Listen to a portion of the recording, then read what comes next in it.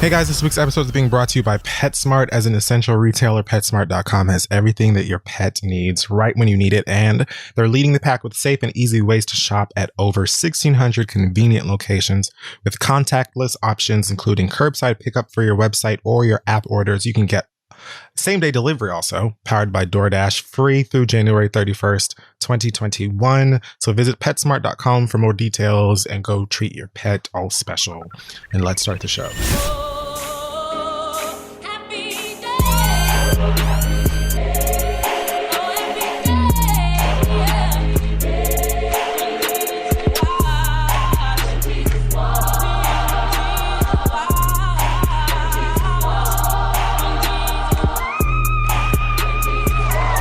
All right, folks, welcome back to another episode of The End. I am Craig of the Creek. And I am Jackie Harry. This is The Read. Thanks for coming It is back. indeed. Welcome back to hell. Let's start things the way we normally do with Black Excellence this week. It is going to Trey Shepard, who is the author of The Day My World Changed, a book that he co-wrote with his mom, which is meant to help children adjust to the madness that has been the COVID-19 pandemic. So, at 3 years old, Trey was diagnosed with autism. His mom says that although they were told forever that he was going to deal with all of these things he wouldn't be able to do, like he wouldn't be able to talk, he wouldn't be able to communicate the way they want him to, or read or play organized sports, they were able to crash through all of those things. However, Trey's mom, Natalie, says that when quarantine started, that she noticed like some anxiety and like misunderstanding happening with her son, just in terms of, you know, the adjustment of having to school at home and stuff. Right. So she came up with the idea to start journaling with Trey as a way to help him express what he was feeling, missing school, missing his friends. And from there, they started to wonder how other kids were dealing with it. So they co-wrote this book together. His mom helped him come up with the concept, and they hired an illustrator. They self-published the book. Since July, they've sold more than 250 copies of the book, and it's being used in classrooms, homes across the states, it says, on Because of Them We Can. They're states including New York, Pennsylvania, Michigan, Georgia, and Illinois. Trey says, "I feel excited because it's my favorite book. I'm a published author." Yes. I'm going to put the link for the book if you guys want to go support, buy a copy. I'll put the link in the description.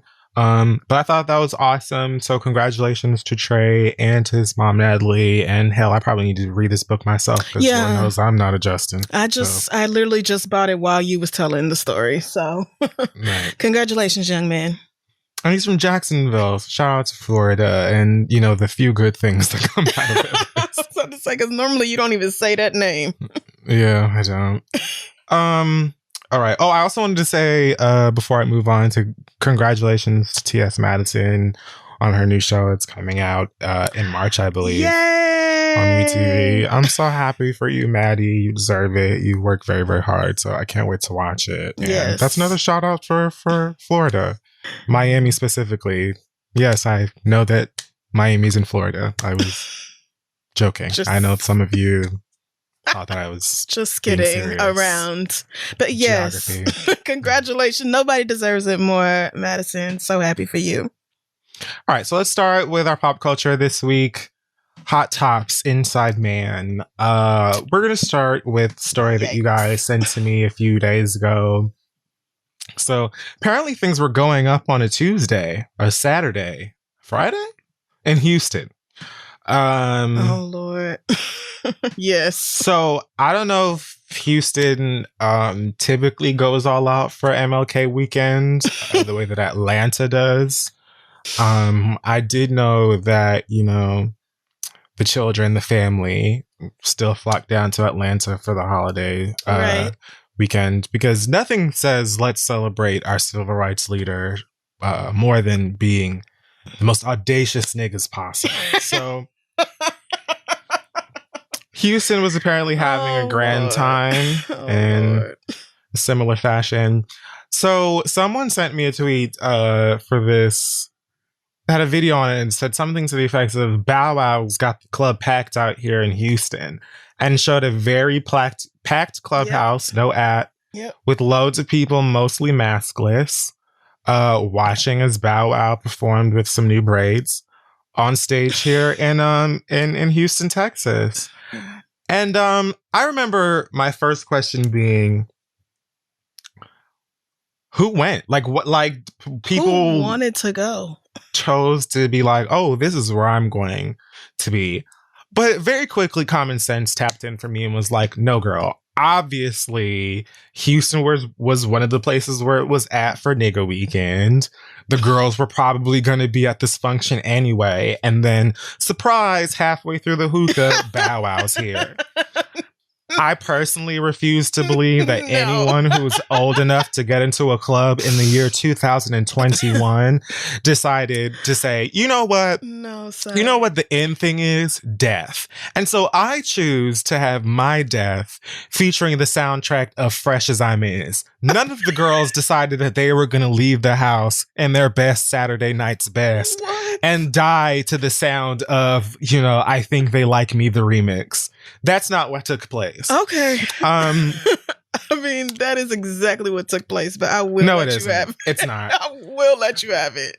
The club was going up anyway, and it just so happens that Bow Wow found a way to finagle himself into collecting a bag for a live performance. Right. Nobody in their earthly right mind, as ignorant as many of y'all have been these days, none of you niggas was going out and laying your life on the fucking line to watch little Bow Wow move so fast across the floor and have him run through your fucking mind like all the time.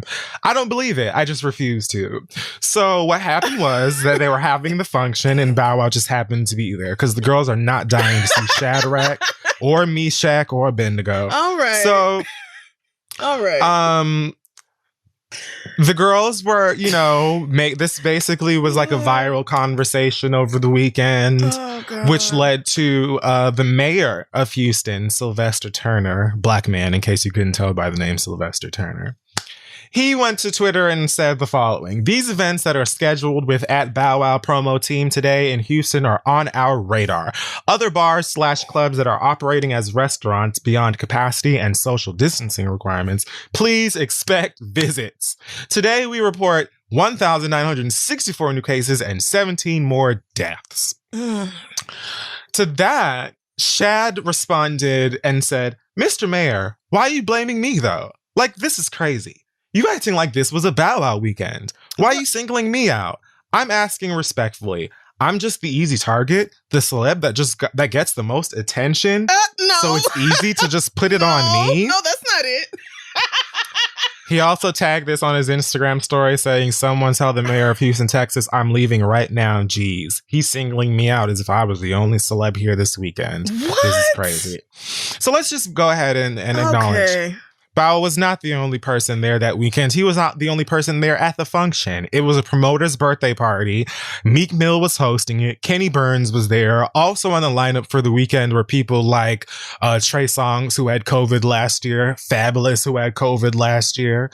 That girl, Bernice, I still don't know how to say her last name. Burgess. That lady they all make fun of for being old, even though y'all look older than she does.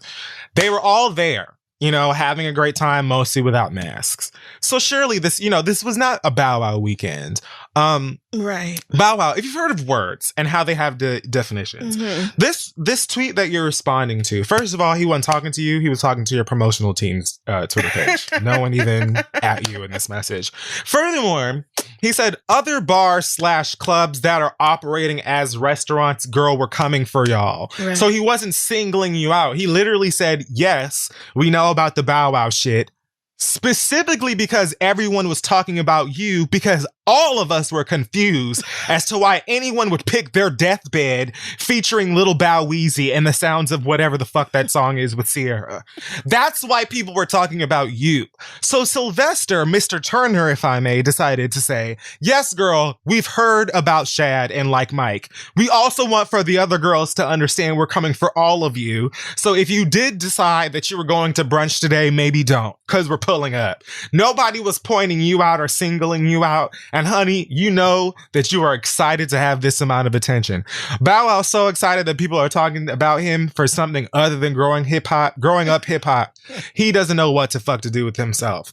But anyway, There you go. That's the story of how Lil Bow Wow and his braids had a weekend. I mean, yeah, you're not the only one, but this is still very fucking stupid. Like, I don't understand how you being like, well, I'm just going to leave Houston altogether because I'm being bullied, when bullying is the very least of what should happen to you when you choose to host and promote a big ass club event in the middle of a terrible ass pandemic that is getting worse. It's worse now than it was when the whole country went on lockdown for a week and a half last March. It is worse. When the people are joking, did somebody say pandemonium tour and you were like, oh yeah, throw me in, coach? Like, did you think that they were actually asking you to come out and perform for the tour that you did one time? Because that's not what's happening. We're actually in a real Panasonic. And so the children are confused, not only because of this, because again, you know, the girls were in Atlanta just, you know, maskless, happy to be there. You know, like they didn't even need a performance. So as I said, the children were going out anyway. We were just so confused as to why anybody would be out risking their lives for you. Well, you know, like not Drake or who's it, Little Baby or the other baby or one of the people that like has music that came out in the past 15 years. So, yeah, and again, collect. You know, everybody needs to get money and stuff like that. So I'm not even being like, oh my goodness. You know, all of the girls have been performing. Loads of the celebrities have been performing, not only this year, but last. So Bow Wow's not exclusive in his, I don't give a fuck, I'm going to go get that bag anyway. So not at all. Again, you know, I just don't know what you expected. I just don't know what you thought was going to happen. So I just, no, I have sympathy for a lot of people, but this situation, no, nigga, this is not it. Let's just die. Let's just go. It just seems fun. They're having a great time. Let's not, like. Let's just go die. That's the new end thing. I mean, I don't know. I'm frustrated because there are things that people can't avoid doing, and then there is going to see Lil Bow Wow at Club 112. I'm telling you. And they did it, friend. They paid a higher cover, or they bought tables. They bought bottles for Bow Wow. They booked Adele Chopper, one of the LMNOP children, who then pulled out last minute, probably for the same reason Ashanti had to. And they were like, who else? Whose numbers do you have? Well, I got Bow Wow. Fine. Whoever. The party starts in 2 hours. Like, I just don't, but like no one, even in the clip that they sent me, like, it seemed like all of 3 people were like, I know this song. And everybody else was like, you ever been to like a gay club or something like that and you didn't know it was drag night? And so then like the drag queen comes out, but they are not really in the mood for the performance. So you're like, oh, okay, girl. Like, like if I knew that this was a drag brunch, right? I would be in a different, but this wasn't. I hate you so much. That was the vibe I got. Okay, like they were appreciative of the culture, but also they didn't know. What a photo you just painted for me. Anyway, God bless everyone and your results. Next, well,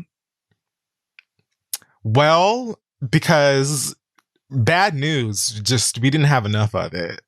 Apparently, the next season of Insecure, the 5th season, is going to be the final season. Mm-hmm. Because, you know, not enough. We just had so many good things happening that time for some balance. Right. You know? Universe had to even things out a little bit. So yes, Deadline posted Insecure to end after season 5, to which Issa Rae retweeted and said, very excited to film our 5th and final season. We couldn't have told a complete story without the tremendous support of our audience and the faith of HBO. See y'all soon. Insecure HBO. I believe that they're due to start production very, very soon. The new season's supposed to come out later this year, I believe. And yeah, it will be wrapping up with whatever is going to happen with this new baby.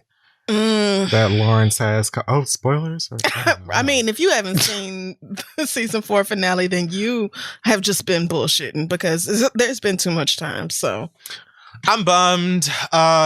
Insecure was like one of the things, those Black things I felt like damn near the whole community came together at the dinner table for. It was like one of those things where it was just like, I just felt like such a huge part of specifically Black American culture was very tuned into that, and we watched it together and we laughed together. We would share our opinions and our memes and different perspectives and cry and all that stuff. And now it's going to be done after, I mean, like 5, 6, 7 seasons, I think is the typical running time for a successful show. But I want more.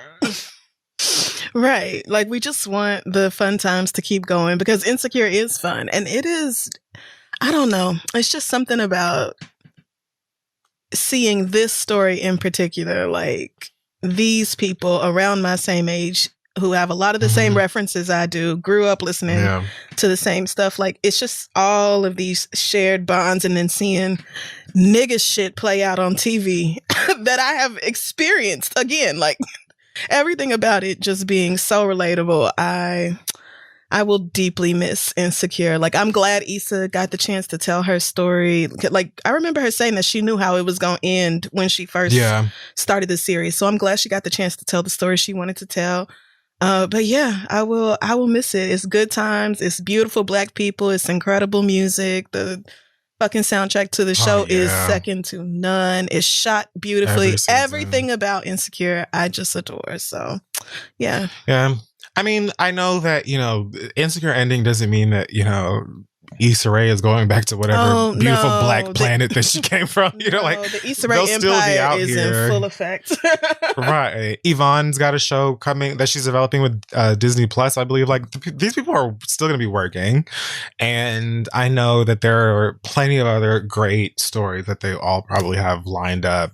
So looking forward to that. But yeah, the end of Insecure is a bummer. But also, I'm totally into people being like wrapping it up with the complete story that I see, rather than just running it into the ground for, you know, as many coins as you can get out of it. Exactly. Right. So exactly. I am also for wrapping things up when you're like, it's done, let's move on. It was great while it was great. Yeah. You know, you can deal with the grief of it ending, knowing that you will be able to stream it for the rest of the time. Very, very true. So, yes. If we do get a spinoff, though, from Insecure, what should it be about, and why should it star Natasha Rothwell's Kelly?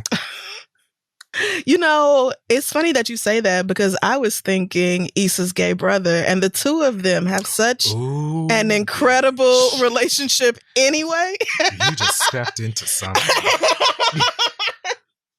Like, if the brother, his relationship ends out of nowhere and he needs a roommate, Natasha loses her job. I was just going to say that. And she needs to move in with somebody. Yes.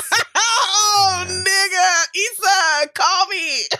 I live. Natasha. Because, you know, HBO is never, like, against, like, a cute, reasonable spinoff for some of their more popular shows and stuff. That's all I'm saying. So I would not be mad at them. It would be fun and festive. But Natasha has a lot of other things to do. So. Yeah, that's what I'm saying. Like, all of them are going to be very busy. So, you know, we could just be shooting off at the mouth. But it would just be nice to see. Love these characters.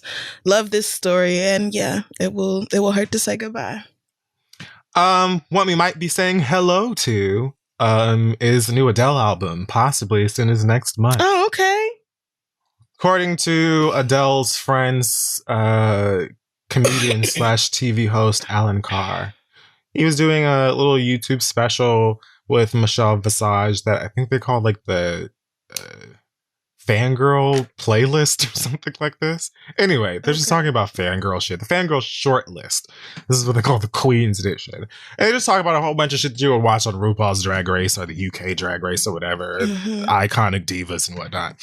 One of the questions they had come up on their thing was, who's rumored to have an album coming out in February? Adele, Rihanna, or Cardi B? To which they both said Adele. Yeah. And Alan said he's heard some of the songs, that they're ever so amazing, and yeah, that it could be coming out anytime as soon as next month. As we know, Adele is newly single as of a few years ago, and this new album would be the first one since her separating from her hubby, baby father. And I'm hoping for, some fun, gritty stuff. I read that she's been working with people like Raphael Sadiq and John Legend, so we could be getting some real R&B sing stuff. Okay, because I was worried she was gonna take it to Jamaica. I was gonna say odds are the inevitable reggae infused record. Worried. Yes, I was worried that we would get a reggae infused up tempo record with some locals doing ad libs in the background, and I'm just gonna need that to not. I don't think so, but who knows? Amy Winehouse did it with taste, so I feel like Adele can do it with taste if she wants to do like one little, reggae produced sort of islandy record. And again, being Jamaican and knowing how many Jamaicans and how expansive the culture is in England, it's like, I'm fine with that. If I can give Drake a break for it, because the same thing exists in Toronto. I mean, ish. This break, I have not really seen it, but well, yeah, we'll see what happens whenever this album comes out. I want like a hardcore "Kill Him in His Sleep" anthem. Bring it on, Adele. Okay. Why can't I think of this Amy Winehouse song that you're talking about? Because there are several. Like, she didn't just... Okay. I was like really racking my brain. At first I thought you meant she put out a song called Taste. No. Like, Amy used to have like all her background singers at one point were like all African or Caribbean or something like that. Like, she was super into the vibes. God, I miss that woman. But anyways. Well, yeah, we'll see. I typically do enjoy Adele's music, so. Yeah, I don't think she's put out an album I don't like. I'll be listening to it, yeah, regardless. Cardi B scored her first leading role in a feature film. Oh, glory. Paramount Pictures won a bidding war, apparently, for rights to a film called Assisted Living, a comedy that's being compared to films such as Tootsie, Mrs. Doubtfire, and Sister Act. Oh, wow. Well, I've never seen Tootsie, but those other two. Yeah. I mean, these are something else. All damn near the same. Someone gets into some shit and then pretends to be someone else, basically. Right. So, it says here on Variety.com, it follows Cardi B's Amber, a small-time crook who finds herself in over her head when a heist goes wrong. On the run from the cops and her former crew, she struggles to find anywhere to hide. Running out of options, Amber disguises herself as an elderly woman and hides out in the one place no one will look, her estranged grandmother's nursing home. So Cardi pines. Okay. I was going to say Cardi Florida. pines. So she went old and went to Florida. Yeah. Okay. So it sounds like a comedy that will require Cardi to be in prosthetic makeup and stuff like that. Also doesn't sound like she's going to require her to be too much different than Cardi. I know that she was in that movie Hustlers with J-Lo and Constance Wu and Keke Palmer. I never saw it though. I heard good things about it, but I haven't seen it for myself. I think she was in one of the Fast and the Furious movies, or supposed to be. I don't know. So I really don't know, like, what Cardi's acting chops look like. Yeah. But I want to believe that if the girls were like, not only are we going to give her a starring role, but we're going to have the studios bidding over it, I want to assume she probably can pull it off. And it sounds like an interesting enough concept, so I'm intrigued. I mean, yeah, I would watch it. I did see Cardi in Hustlers. Not that she had some, massive part or anything like that, but playing a stripper was not a reach for Cardi anyway, so she already had right. So not something that was actually gonna stretch her acting chops, as it were. But I mean, and I think she has a flair for dramatic things and comedic things. Her Facebook series, whatever that's called, where she tries out different projects and stuff, is cute and funny. About that. Yeah, Cardi is funny. That started already? Yes, it's on like its 3rd or 4th episode, I think. But so Cardi is funny, and I think she can do this. Yeah. But I also hope she gets some acting training as well. Not that she can't be herself, but just to learn some of the actual finer nuances of being an actor. I highly doubt that she has not gone into some form of acting training already and is likely back into it extra hard. That's now, and that's all I'm asking for. So I feel like typically, especially when you're a star as big as a Cardi B, typically your agents or someone is going to be like, okay, so here's the best acting coach we could find for you, and going into your however many week, training with them and stuff. So I'm sure she's getting at least like some sort of training to best prepare her for the role. And again, this doesn't sound like something that's going to require, cranking out a Meryl Streep, but being like her first leading role, maybe she'll have fun, maybe she'll do a good job, and then maybe she'll even, a couple years from now, she might be doing something more dramatic and blow people's minds away. Because I love people who are not like expected as actors, or not like, they don't maybe come into the industry as actors, but then they get into it and it's like, oh shit, like I love everybody's mind. Yeah, I love when people blow people's mind, or like can fit into a role and kill it in an unexpected way. So maybe that'll be her. Either way, this movie sounds like it is primed to be funny as fuck, especially if they're gonna give her like a shady, abuela to be like equally funny. Like I'm all down. Oh yes, or if I'm interested in. I'm not sure if her own grandmother is still alive, either one of them, but that would be fun if they could like have cameos in it or something like that. I think that would be cute. But I'm interested to see who else is going to do. I will. Yeah, I mean, it sounds like a good time, and it's not like my calendar is super. Right. Like I'm not doing anything that involves going outside the house, more than one day a week. So I'm likely going to screen it anyway. Yes, exactly. I'll be watching it anyway. So, but yeah, I think Cardi can pull it off. She's a fun girl. Lots of you seem to be a little bit in your knickers about this whole Lori Harvey, Michael B. Jordan union. I don't fucking get it. I couldn't guess. Like, they're two attractive people. What is the issue here?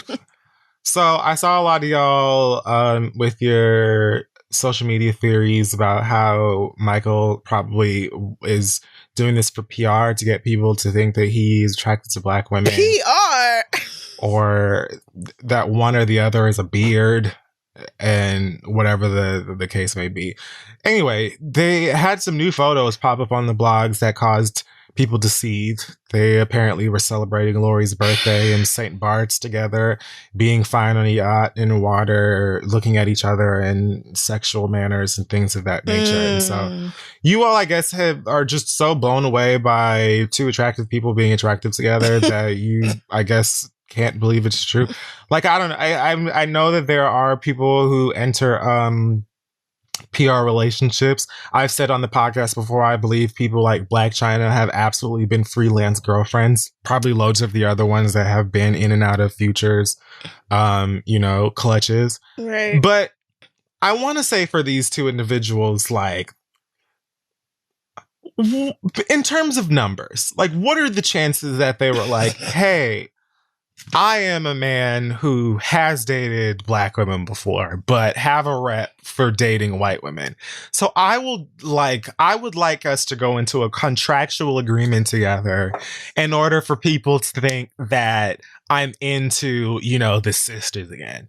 Versus two people that y'all all lift up as being conventionally attractive or whatever, meeting each other and then being like, oh, you're fine too. Let's be fine together. Because I feel like that's probably more likely. I do too. I mean, the PR thing doesn't make sense to me for a few different reasons. Like, first of all, a black man being attracted to white women, like, if that is the case with Michael, that does not get in their way at all professionally. So thank you. not really sure what part of his image would need rehabbing if he only dated white women, but also, right. I mean, and this is no shade to Lori Harvey, but if Michael B. Jordan needed to pick a random black woman to date in order to... I said the same thing. In order to boost his favorability with the public, he could pick black women who are a lot more famous than Lori Harvey, and they would be available. It's like, y'all already say that Lori Harvey is like in relationships for PR reasons every time she dates someone famous. Although, again, as I said last time we talked about her, I have never heard this girl's voice. I don't ever hear about her getting into no iOS press release arguments. Like nothing. So it's like, if that was the goal, to be like, let me go out and get into a fake relationship with a black girl so people think I like black girls, why would they pick a black girl that y'all already claim is in fake relationships all of the fucking time? Right. I mean, why would they pick a black girl that y'all either have never heard of or you don't associate with like gossip shit in the first place? They both fine, and they probably met each other and was like, damn you fine, let's go out. Like, and who is that for? What is the purpose of that? I don't understand. Y'all say, oh, he only dates white girls, as if that makes a difference in black girls still anything. falling over Michael B. Jordan and think he's fine. And, like, it's not like dropped his stock. I just don't. If it was somebody, I'm struggling to think of somebody in their mid 20s to mid 30s. Good luck. But there are a lot of the girls out there. If it was somebody who was regularly in movies or TV shows, then the whole PR thing might make more sense to me. But Lori Harvey, I just think, like you said, it was a case of two very fine people meeting one another and being like, God damn. I feel like there are so many people, famous or not, that were like, if I'm ever in the same room as Lori Harvey or Michael B. Jordan, I'm shooting my shot. So, right. So like, I don't know why these two getting together is now like this whole thing. And again, as I said before, although I live, especially for the Lori Harvey side of things, I wouldn't be surprised if they're both in new relationships or single by April. Can these niggas be cute and date or whatever and have sex and like be on yachts? If you lonely, bitch, just say that. Me too. Like, girl, I would like, that's okay to just say. Like, I would love to be jet skiing in whatever fucking Caribbean island with a finance rich nigga as well. But here I am with my dog and my fucking gluten-free birthday cake. That was the happiest goddamn thing I've had in the past 365 days. That I found a milk bar that could actually deliver me a birthday cake that is also gluten-free. That's my love life, bitch. And I'm happy to stand up in that while also saying, good for these two niggas. Jet skiing and being sexy. Like, what is... Oh, I'm not mad at it. I'm just not. These two are harmless. Let them date. Let them have whatever they gonna have. I'm not emotionally invested in Lori Harvey or Michael B. Jordan as far as the romantic relationships go. So, like, what's there to invest in besides being like, oh, like when you see it, you think, oh yeah, those two. That makes sense. Yeah. Oh yeah, I see that. I see that. And then, you know, I just move right on with my day. But I spend so much of my time outside of this podcast simply just staring at the ceiling of my apartment. And so there's probably... Yeah, don't ask me about a lot of maybe things. That explains a lot of my detachment from these things. So it's been a special week or so for rapper Plies, as he has reached a new era in his life. An era without his signature gold teeth. He tweeted, I just removed and buried my gold teeth. I never thought in a million years this day would come. I said buried because he did that, and I will get to it in a second. Okay. I never thought in a million years this day would come. I wanted elevation, so I stepped out on faith. I ate some good pussy with them teeth, though. I heard women love men with pretty smiles. Yes, he did spell pussy PW*SSY. Yep, of course. Still don't get it, but you know, that's his thing. Mm-hmm. He then posted a video with this tweet where he is actually he's actually burying the extracted gold teeth in some soil somewhere with somebody's literal get me out of teaspoon from the kitchen. I don't know whose silverware this is, sir, that you decided to. You could have used your hands. You could have used, like, what do you call those things? A spade? Like with the little gardening tool. Okay, you could have used literally damn near the fuck anything. I hope you're not putting that spoon back in the kitchen. Oh, so, God. Okay. Yes, he buried the teeth, which looked... It looks a lot like the leftover kernels that be at the bottom of that popcorn tin your family has had for the past 35 Christmases. Are you that I wouldn't have guessed. Orange? They're just like cracked and like golds, but like off gold. Oh yeah, so probably it literally looked like someone took like some pliers for the best and just went. Yikes! Oh yeah, they definitely did. Damn. Anyway, so he buried the teeth. He said a prayer. I cannot believe that. Not said a prayer. Yes, send them on their journey as they go meet their ancestors. And as he was praying, first of all, as he started the prayer, I was like, please leave God out of this. There have been enough white people who have been lying on Jesus this month. Like, we don't need to, like, we don't. And he's like, dear God, I've been all over the world with these teeth. And I was like, don't say it. Don't say it. Please, don't say it. Ate a lot of good pussy with these teeth. I was like, he said it. He said it. He said it. Oh, God. Anyways, he later posted some footage of his brand new smile with regular ass teeth. Yep. Not his teeth, I'm assuming, but nice all the same. And he said, I just showed my mom my new smile. She hugged me, started crying, and said, I finally got my baby back. Poor girl. That lady has been stressed. Not I finally got my baby back. God damn, she hated them teeth.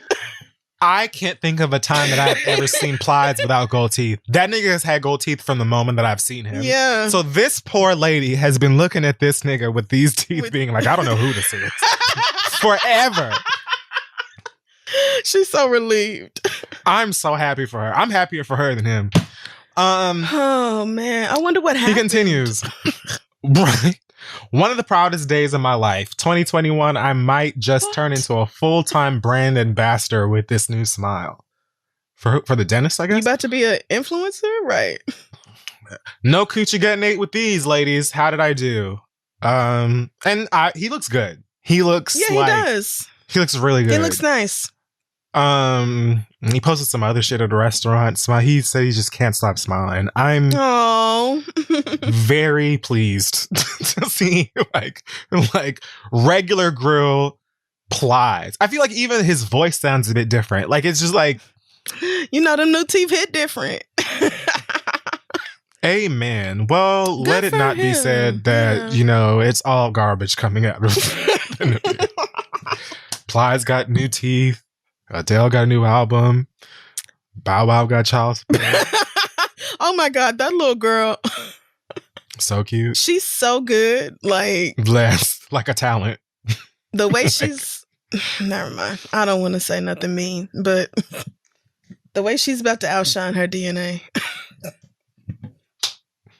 It's the children that's the best part. Period. About almost everybody, really. Like so many of these celebrities, like if there's one positive thing I can say about them, it's like it's their kids. Fucking awesome. Yeah, it is their kids. So yeah, you did that at least. Yeah, good for Plies. It's not like I love hearing stories of like people who got their confidence back after they got some dental work done or something like that. This is not really that because Plies. Plies chose to have that goal. He got his mama's confidence back, yeah. Right. But, clearly he feels good about himself, and so I'm happy for him. He does look really nice. But you can eat pussy with them veneers. Don't let them tell you that you can't. Right. The girls were like, excuse me? Pussy's what are you talking about? Nigga. It's organic. If ever there was a time that I would have wanted you to eat my pussy, it's now. What kind of backwards life are you living? Right. I know that his mama blew up this picture and went to the next bingo and was like, hear ye. Right. My famous rapping son, the Plies. Right, exactly. A praise report. Okay, next time she all of your Sunday morning prayers have not been in vain. They have not. My family, I want you to see my. Go off, Wise. Good for you. Yeah, good for you. Whatever joy you can get that doesn't expose other people to COVID, I'm all for. You know what? I'm sorry. I've been at home for 10 fucking months. So y'all just gonna have to let me have some space. Burying your old teeth with your mama's Earl Grey spoon is not going to give in. So. Not an Earl Grey spoon. What you know about my Earl Grey spoon? I feel attacked. So that is it for this week's Hot Tops. Mm-hmm. Before we move on, we're going to dip very quickly into Kid Fury's Sports Shorts. Oh no. Okay, so this week in our sports shorts, we're just going to go ahead and discuss the hot topic of the week, which is the James Harden trade. That's right. Rough week for Houston. You got read by your mayor and you lost a basketball player, an MVP, I believe, as well. The Beard, as he's called, is making his way over to play with the Brooklyn Nets, as he's doing at the moment, which is very exciting for the girls. Apparently, he's got a theme song coming out with Fabio Foreign and Lil' Kim. And I heard even Biggie is going to be coming back for it. Damn. No word on how he plans to play the game of basketball in his custom Timberland boots, but I'm sure that the talent will find a way. Very exciting for fans of the Beard, especially I heard that his old teammates DeMarcus Cousins and John Wall were reading in a meeting on his way out because the doll has apparently been losing weight on his way out, knowing that he was on his way out. I hear that the village of little people that live within his beard were giving him the advice to leave his home team and go, to where Lil' Kim is from. And so congratulations to Brooklyn, who is a city or a place with a basketball team within a place that has a basketball team, because okay, that happens from time to time. Brooklyn is very exciting too, though. Like, it really is. Yeah, and it should be, quite honestly, because it's not the rest of this fucking shithole. So yeah, this is an interesting thing for the Nets because they've got a big three, meaning three big players.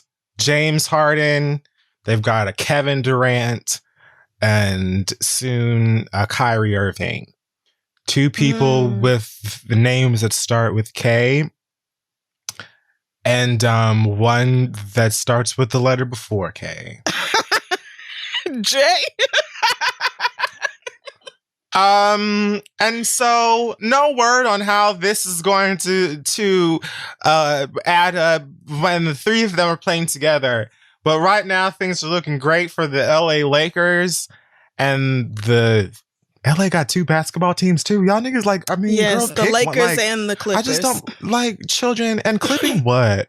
And how are you a Laker? Like, what do you do on a lake if you're what does a Laker do? I actually I think the team is originally from one of the Great Lakes regions, and then they just kept the name when they moved to LA. I think a basketball nerd will tell me, but I think that's where they got the name from.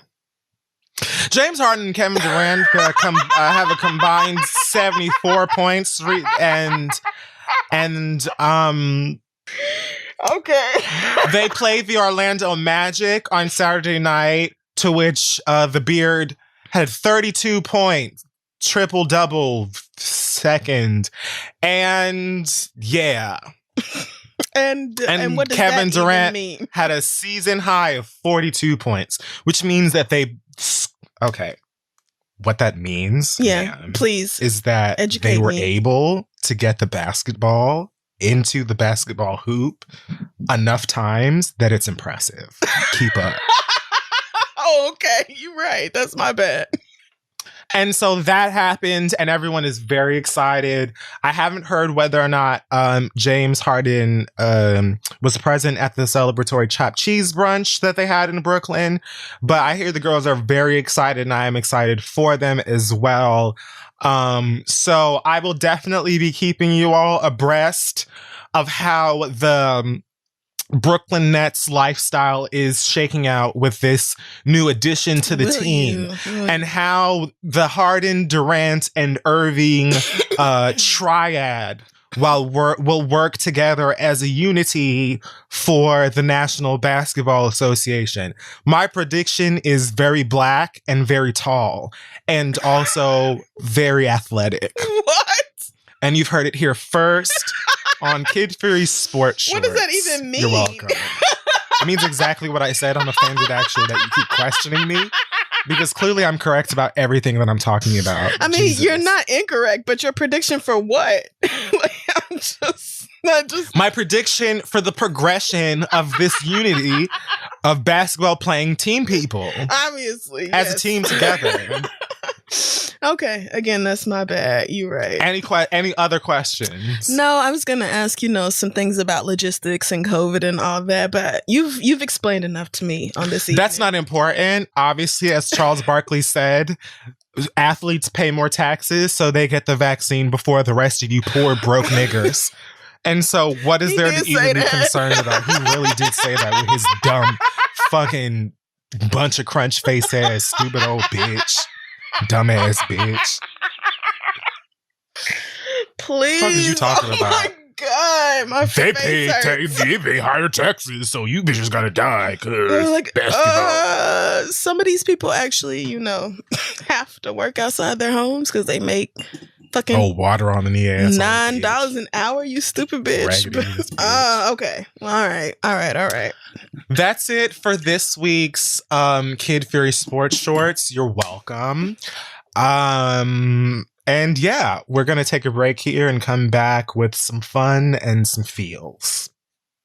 So guys, this week's episode is being brought to you by Squarespace. Now is the perfect time to turn any one of your ideas into a cool website, because you probably got a lot of time on your hands, probably come up with some cool ideas with that free time. So do it all with Squarespace. You'll find everything that you need, whether you're trying to showcase art or some other work, or if you want to blog and talk about the latest rapper at a club they shouldn't be at, sell shoes, or, some fun things that your baby made, whatever it is you need a website for, guarantee Squarespace can make it easy to build. You can also buy domain with them very easily. There are no hidden fees or price hikes to worry about.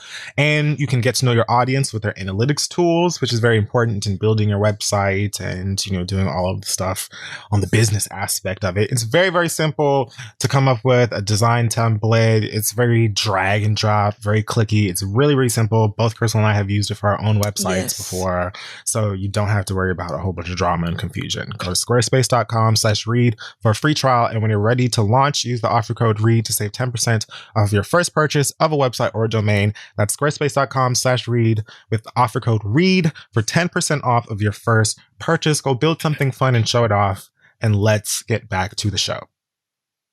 Welcome back to The Read, and we are so excited this week to have our very first mental health professional on the show, somebody who I personally admire and look up to and really owe so much to. So please welcome Dr. Joy of Therapy for Black Girls to The Read. Yay. Thank you so much for being here.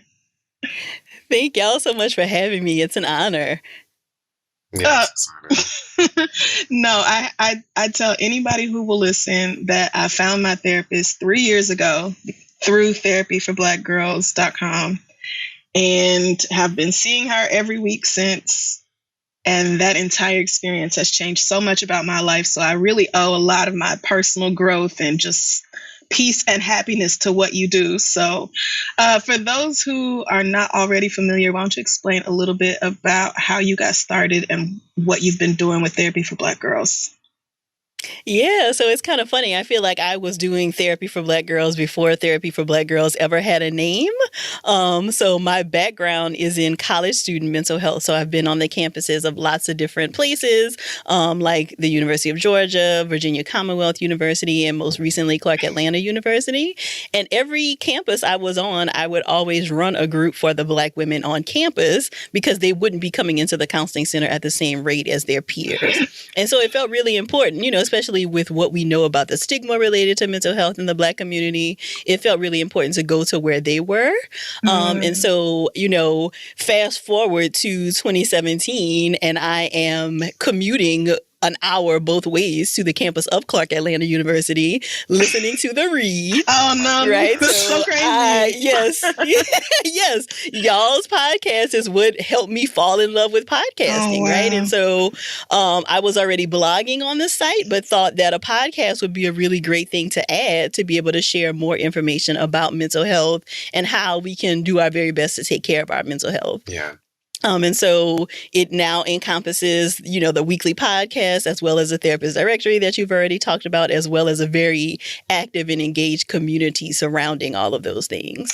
Yes, and I love the podcast. In addition to just the website itself, that therapist directory is invaluable, if you ask me. But one of the things that I really love is that you list all of your qualifications at the top of every episode, and then you also say, however, listening to this show is not a substitute for your own relationship with a mental health provider. This is, I am one of those. I am a therapist, but I am not your therapist. Yeah. Exactly. Yeah. So I want to keep my license so that I can keep doing the work that I love to do. And so that is a very important disclaimer to let people know that you may learn some things and it may help you. You may experience some breakthroughs while listening to the podcast. But I don't want people to be confused that the conversations we have on the podcast is actually therapy, because it's not. Yes. And I just want to make sure we say that exact same thing here and now as well. Because our advice might send you to jail. Super don't listen to us. Right. We're constantly reminding people that is not us. But yes, so happy to have you here. And if you don't mind, we can just dive right in with the first question. It comes from Bree, who says, I think it's becoming more and more apparent that Black people need specific therapy, treatment, and tools to get through life day to day, especially in the United States. It seems like the best course of action is to get a Black therapist who has similar experiences and perspectives to aid through processing trauma and healing. However, this is not feasible to everyone based on where they live, cost, etc. In your opinion, how important is it for Black people to specifically seek out Black mental health providers? What are some things a non-Black MHP needs to be aware of, or tools they can use to aid a Black client? Fantastic. Great question, Bree, right out the gate. Yes. Thank you, Bree. Thank you. Such a great question. And I think that this is something that a lot of people struggle with and are concerned about, right? And so, it's a huge part of why I started Therapy for Black Girls, was for people to be able to find therapists who look like them if they wanted it. Yeah. But the unfortunate part of that is that there are not enough Black therapists to go around, right? So even if every Black person wanted a Black therapist, everybody can't have one, right? And so, that's why I think it is important for non-Black colleagues to make sure that they are doing their own work in terms of being able to create safe spaces for Black clients to come into therapy, right?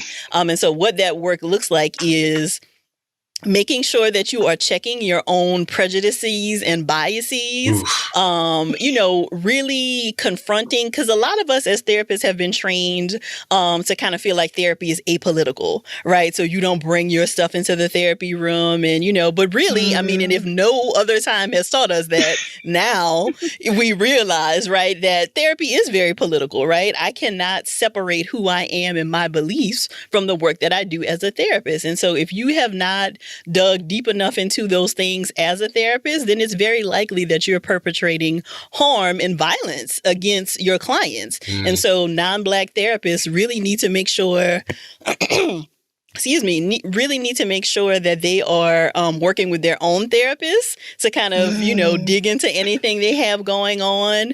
Really paying attention to Black therapists when we are sharing information about how Black clients have experienced them in the past, and really, participating in trainings and reading books and doing whatever they need to do so that they can provide spaces where Black clients can come and talk with them about these things. Yeah. In an ideal world, therapists would be able to meet clients where they are, right? Like it would be that,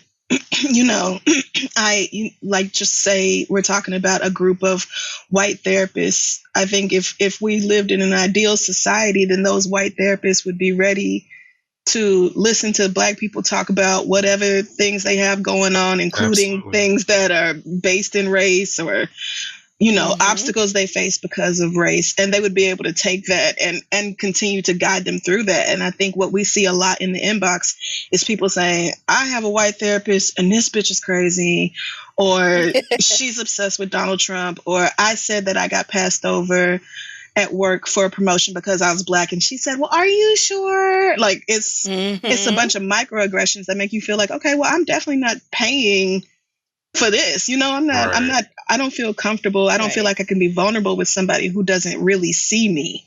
Yeah.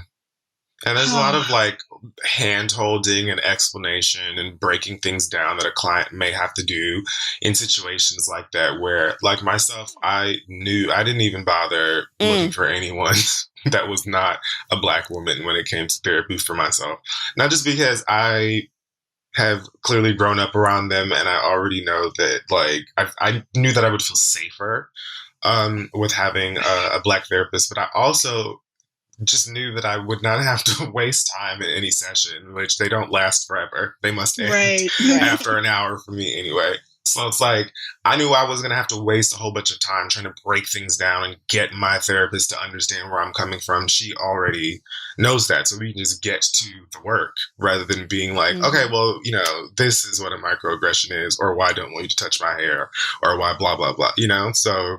Right. Yeah. Right. Yeah. And ideally, a therapist would do that work outside of your therapy session, right? Because like you said, it's a very valuable 45 to 50 minutes, right? And so you don't want to waste your precious time explaining to your therapist why you might be so upset given the current political climate, or, how it is a microaggression for somebody to want to touch your hair. That is reading and work that they should be doing outside of session so that they are ready to do the work when a client comes in. Yes.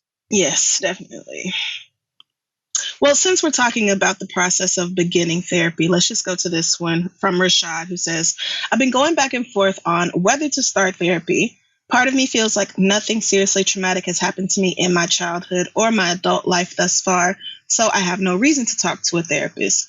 But on the other hand, Effie, we all got pain. Listening to the show and hearing other people's testimonies about therapy makes me want that for myself. So I know I want to go to therapy. I just keep talking myself out of it. Is this common? Am I self-sabotaging? What can I do to help me make up my mind one way or the other? What can Rashad do? So this is definitely something I think a lot of people struggle with, right? So one, I think what he's talking about are these common misconceptions that therapy is only for an emergency situation, right? So that you have to have something huge that has happened in your past. But I definitely would argue that if you have just gotten through 2020, there's likely lots that you have to talk about. Right? So, I think we want to kind of challenge that narrative that you only go to therapy if there's like a huge thing going on. Because we know that just life and its ups and downs can bring about lots of stuff to talk about. And so therapy is a space where you can have a confidential, non-judgmental person to just kind of dump everything that is going on with you and have somebody help you to kind of put the pieces of the puzzle back together, so to speak. But I do think it does take a lot, even when you recognize like, okay, this is a step I want to take for myself. It can still take some time before you're like, okay, am I actually going to do this, right? Because I think we have to be honest that it is weird to talk to a stranger about some very personal things. Yes. And they don't tell you anything about themselves, right? Yeah. You know, so it's a very, Nothing. it's designed to be one-sided because it is about you taking this space for yourself. Mhm. You know, so I think it's fine to acknowledge that it's a little awkward and, you know, you might not quite know what to do the first couple of sessions. But the fact that you have gone back and forth with yourself about this for so long, I think indicates that it is something that you should at least look into, right? So maybe you just start doing some research, you know, looking at maybe if you're going to use insurance, you know, who is in network for you, what kinds of therapists might you want, if there is anything that you're thinking like, oh, I could use some feedback about this. Does that therapist have specialization in working with that thing? You know, so it may help you to just do a little bit of research. And, you know, if you get to the point where you feel like you want to set up an appointment, you know, there is no mandate, right? This is something that you're doing on your own. Yeah. So if you see the person for a couple of sessions just to say you did it, then, you know, your curiosity has been satisfied. But I think anybody who's interested and has the resources to be able to go to therapy, if you're thinking it's something that you want to do, then I'd encourage you to go ahead and start that process. Yeah, I totally agree. I feel like Crystal and I at least try to encourage people to try therapy, even if they don't have any specific thing that they want to talk about. Because like you pointed out, like sometimes there's stuff that's like under the surface that we really need to clean up, and we have no idea it's even there, especially being Black and not really having therapy encouraged for most of us.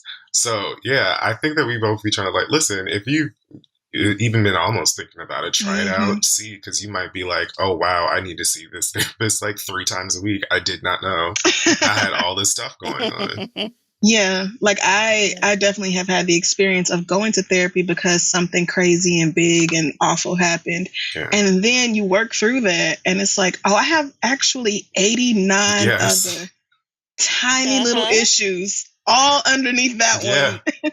And most of them I was not really, you know, cognizant of. So that if you are going back and forth, I think that is a sign that some part of you is saying, listen, we have got to talk to somebody because it's something down here you're not really aware of that's messing with you. Yeah.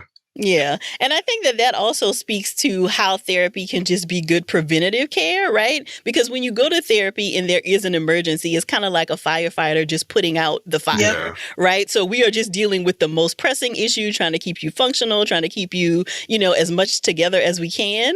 But if you come in a non-emergency situation, then we can deal with more of just that life stuff, right? That is not super urgent, but still there could be something to talk about. Yeah. I have one here from Carolyn. She says, I'm a single mom of a beautiful 6-year-old girl. I was furloughed in May of 2020. Since then, I've been doing lots of organizing and crafty things to occupy my time. But like many others, I didn't expect to be out of work for this long, and it's taking a toll on my mental health. Lately, I've been thinking of getting into a different career, one that would bring me joy, but my lack of experience in any other field leaves me with anxiety. I can't afford to go back to school to learn new skills, so I've just been feeling stuck. I thought about writing a book because I used to love writing when I was younger, but I'm starting to feel overwhelmed by thoughts of not being good enough before I finish a paragraph. So if anybody know, relevant. Too relevant. As a result of me feeling like I have no direction in life, I've noticed a detachment from playing with my child. Being 6, she naturally wants to play all day long, and she put all day long in capital letters. And I can't fault her for it. She can't play with her friends like she used to, so it's on me. I wonder if I'm depressed, and I'd love to talk to a therapist about it, but 1, I can't afford it, and 2, therapists always want to start at your childhood, and we never get to the most recent concerns before the cost of sessions start to become a factor. I truly don't know what else to do. Any help that can be provided to me during this incredibly insane time on this planet is appreciated. Thanks, Carolyn. So Carolyn's got a lot going on. Yeah. So, I mean, as the mom of 2 little ones also, I can definitely relate to the kids want to play all day long kind of thing, right? And I'm guessing, you know, that her baby is home. And so she's probably trying to virtual school and, you know, trying to work at the same time.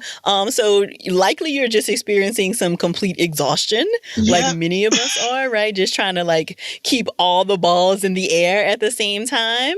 So first, I would just encourage you to really be gentle and give yourself some grace right now, and really acknowledge that you are doing the very best that you can in terms of, trying to keep your little one engaged and trying to keep you and her safe. So I think that you want to start there. I think I think it is good that you have been able to recognize this interest in writing that you've had in the past, right? So when you're thinking about, I think I want to do something new right now, I think it can be helpful to kind of think about when you were younger or in your past, like what kinds of things really lit you up, because that can be a good indication of something that you need to pick back up. And so if writing feels too overwhelming, I'd encourage you not to just be sitting in front of an open Google Doc with the cursor blinking at you, right? Because that just really makes it worse. Call me out. Demoralizing. That just really makes it worse. And so for me, something that has been helpful when I'm trying to write is that I will just write in my notes app, right? So, not in front of the computer, but just on my phone, because usually we're kind of more comfortable there. It feels like you're texting or just kind of jotting down your thoughts. So that may be something that would be helpful. And you may want to think about, I'm not sure what kind of book you're wanting to write, but think about approaching it almost as a workbook as opposed to like a long narrative kind of thing, because that could also help you to just take a little bit of the pressure off, and make it a little easier for you to function and, kind of get some things on page. The other thing that lots of people have found helpful is to dictate whatever they're wanting to write, right? So you can just talk into your voice notes app. Yeah. And then get it transcribed, right? So there's a website called Otter AI, I think. And you can, I think it's free up to so many minutes. And you can get your voice notes transcribed. So that way you have kind of dictated your book and then you can kind of go back and clean it up or whatever. So that may be another thing that might be helpful to, to kind of get you to writing. As it relates to your job, I think I would encourage you to really pay attention to what kinds of transferable skills you might have, because sometimes I think we don't always think about how the things we've done in one job could actually transfer to another position. True. We just don't see it that way, That's right? true.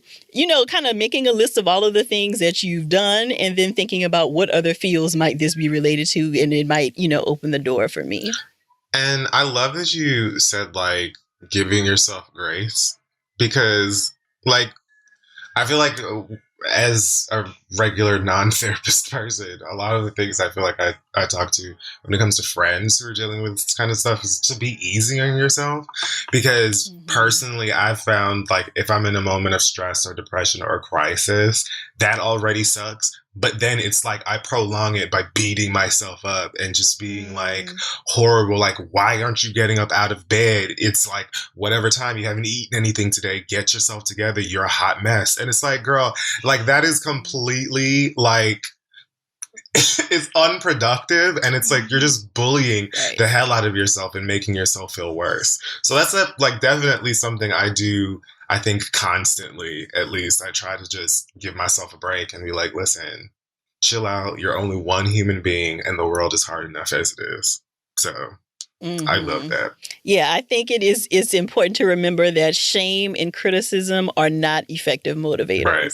So us beating up on ourselves and, kind of bullying ourselves, like you said, it may feel okay, something that's helpful in the moment, but it actually is not going to, be any likely for you to do the thing that you're upset that you can't do anymore. Right. And am I wrong for feeling when she said, the therapists always want to start at your childhood? I feel like that wasn't really my experience. I don't know if it wasn't mine either. Yeah. But I've heard that before from other people. I feel like that sounds kind of a misconception. So it really kind of... It really depends on how your therapist works, right? So, we all have different theoretical orientations. And so some people do really feel what happened in your childhood can be a huge informer for what's happening currently. Yeah. But it really kind of depends on what you're coming in with, right? Now, I standardly ask about childhood stuff as a part of the intake. But if it is not obvious that something is going on from the past that's informing the present, I won't necessarily spend a whole bunch of time there. But I agree with you that it feels like a lot of people have that conception or that misconception about what therapy is. And, like I said, some people do practice in that way, but not all therapists spend a whole bunch of time just talking about childhood stuff. Yeah. Yeah, I remember talking about my childhood briefly during intake. And I'm sure then she was like, oh, I see 89 trillion reasons why you fucked up right here, girl. But, she kept it to herself because I was there to talk about something else. I was not thinking about childhood or anything relating to it really at that point. So, yeah, that's real. I definitely had a fire to put out, as you said earlier, when I first started going to therapy here. But I feel like most of the time when it came to childhood stuff, we always would land there talking about something else. And then I would somehow she would take me back to something that has been a part of my life or a habit I've had since like 5 years old that I haven't even realized is still connected in the way that I express myself or move today. So we definitely get into childhood a lot. But it's usually when it's like, oh yeah, girl, like you've been doing this since, second grade. Let's clock that. Let's do some work there. Mine says, do you recognize this feeling? I'm like, I bet if I think back to third grade, I will. Yeah. Yeah, but it took time to get there. I was also in like crisis mode. And so it took probably about 6 months or so before she was like, so let's talk about how you felt in this situation. And then how you may have felt that way at some other point in your life. And then we just kind of went from there and getting into the childhood stuff. And that's when I was like, oh, wow. Okay. Yeah. So therapy really is here to whoop my ass. So, but yeah, I think it's important that people know that not every therapist approaches it like that. There are lots of different theories for personality development and best ways and different types of therapy too. Like, yes, therapy is a catch-all for lots of different types of specialists and different disciplines and all that. So, yeah. Okay, let's move forward. This next question comes from Austin, who says, I'm 21 and a senior in college. I've been in therapy for a little over a year, and my relationship with my therapist is great. But now I'm at the point where I don't want to show her my bad side. I'm in therapy because I want to work on myself, but I find myself feeling embarrassed to tell her when I do something wrong, and I don't want her to judge me. One week, she asked how I was doing. I was extremely stressed out and panicking because I just failed a class, but I didn't tell her about it because I don't want her to be disappointed in me. How do I get over this and stop showing my therapist my representative so that I can make real progress? Thanks, Austin. That was a good one, Austin. So great, Austin. So great. That's so real. So this is one of those questions that I think demonstrates lots of different things, right? So from this question, I can already kind of tell that you and your therapist have a great relationship, right? Because it sounds like you feel really bonded to this person. You feel comfortable and safe with the space that y'all have created. So it sounds like y'all have an awesome working relationship, which is the foundation of any good therapy, right? But I think what you're describing is very likely a pattern that is replicating from somewhere else in your life, right? So I think if you think about it, there are probably other people in your life where you feel uncomfortable sharing or being super vulnerable with, and now you are just repeating that in the relationship with your therapist. And so this is a perfect opportunity for you to do something different than you have done before. And so even if you don't feel comfortable yet being completely honest with your therapist about like how you're feeling, I think it would be great for you to tell the therapist this experience, right? To tell them, I sometimes come and I feel like I can't quite tell you the whole truth because I'm worried about what you'll think of me. And you will be surprised by like how deep and like the levels this will unlock in your work with your therapist, because you're really now moving into a different space in the therapeutic relationship. So I would try that, Austin. If you don't quite feel ready to tell them, the truth about how you're feeling, tell them that you are holding back and then have that conversation and see what happens. Woof! Yikes! This is a very good question. I just thought about that. Like, oh man, there's probably somebody else in Austin's life who he is afraid of disappointing for whatever reason. And now you're at this place with your therapist, and it's like, yeah, you can only, the progress will stop if you are not vulnerable. And it will, or slow down, and you will have to, I think there's a certain place you can get to. And then if you shut down, emotionally or whatever, then your therapist can only work with what you're willing to give. Yeah. Mhm. So you do have to. Yeah, and I think you do have to feel. You have to feel safe enough to do that. Yeah. And like, yeah, and I think it's important to recognize that the therapist represents other people in your life, right? So, when you're able to develop a strong attachment to your therapist, it represents the other attachments that you've had in your life. And so this kind of feeling like I'm going to disappoint them or whatever, is really representative of feelings that you've likely had with other people, like you said, Crystal. Mhm. And so I think that's why it can be really great to actually have that conversation with your therapist. yeah, that's literally what I did. Because again, my therapist being a Black woman who's a bit older than me and is like giving me, like emotional care and things like that. It just feels very like family to me. It feels very like almost like maternal energy, carry big sister energy. And so having that energy in the room or on the call or however we're having a session, it's like, yeah, there are definitely moments where I'm like, oh, I don't want her to judge me, or I don't want her to be disappointed or think, what is wrong with you? So I literally have to tell her, like, I'm not proud of some of this stuff. Some of this stuff is like I'm either ashamed of or I'm afraid that you're going to be disappointed. And so we could literally have the conversation where she could say out loud to me, like, I'm not going to judge you. It's my job to like get through this stuff with you and help you. And she also said to me, like, also I have loads of other clients who have all kinds of wild things that are going on in their life. So don't think that you're going to like, unless you say you're an alien, I don't think you're going to like gag me, basically. Yeah. So, but yeah, I had to like tell her that I was having that struggle of not being able to open up in certain ways with her, to just kind of like rip the Band-Aid off, which made speaking about like darker things easier, I guess. Yeah, because that is a part of our job as a therapist, right? Is to respond to you differently than other people have. And what allows us to do that is that we don't have a relationship with you outside of the room, right? So that is why the boundaries are important. That is why I can't tell you everything I'm doing on the weekend, or we're not going to catch a movie after our appointment, right? Oh, no. We are not friends. Right. We are not friends. And what allows us to move in that space is the fact that there is a container, right? Like you see me in a certain way, which allows you to be more vulnerable because I am reacting to you in a way that's different than other people in your life. Yeah. Yeah, my therapist tells me almost nothing about herself. And the couple of times that, she's been like, how was your week? I'm like, oh, it was fine. How was yours? She's like, so let's talk about your week. Like, we're not here to talk about my week, girl. My therapist will talk about some stuff if it's like pertinent to whatever we're already speaking about, specifically in moments where I'm talking about something that happened, something I did, and again, beating myself up for it. And she might be like, listen, yeah, I went to bed at 6 o'clock this morning and I woke up at 9 and I haven't done laundry. Like, like little things like that. To be like, girl, I'm a therapist and I feel some of the things that you're going through. Like, some stuff is just human. Exactly.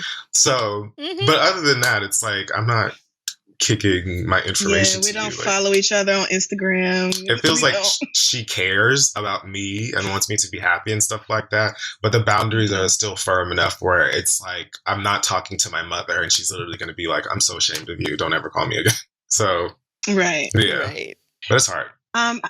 I have another one here that's more on the practical side of things from Clara, who says, I'm a 21-year-old college student. As I've been reading and learning more about mental health and mental illnesses over the past 6 years, I feel like I've also been able to see a lot of myself in certain disorders.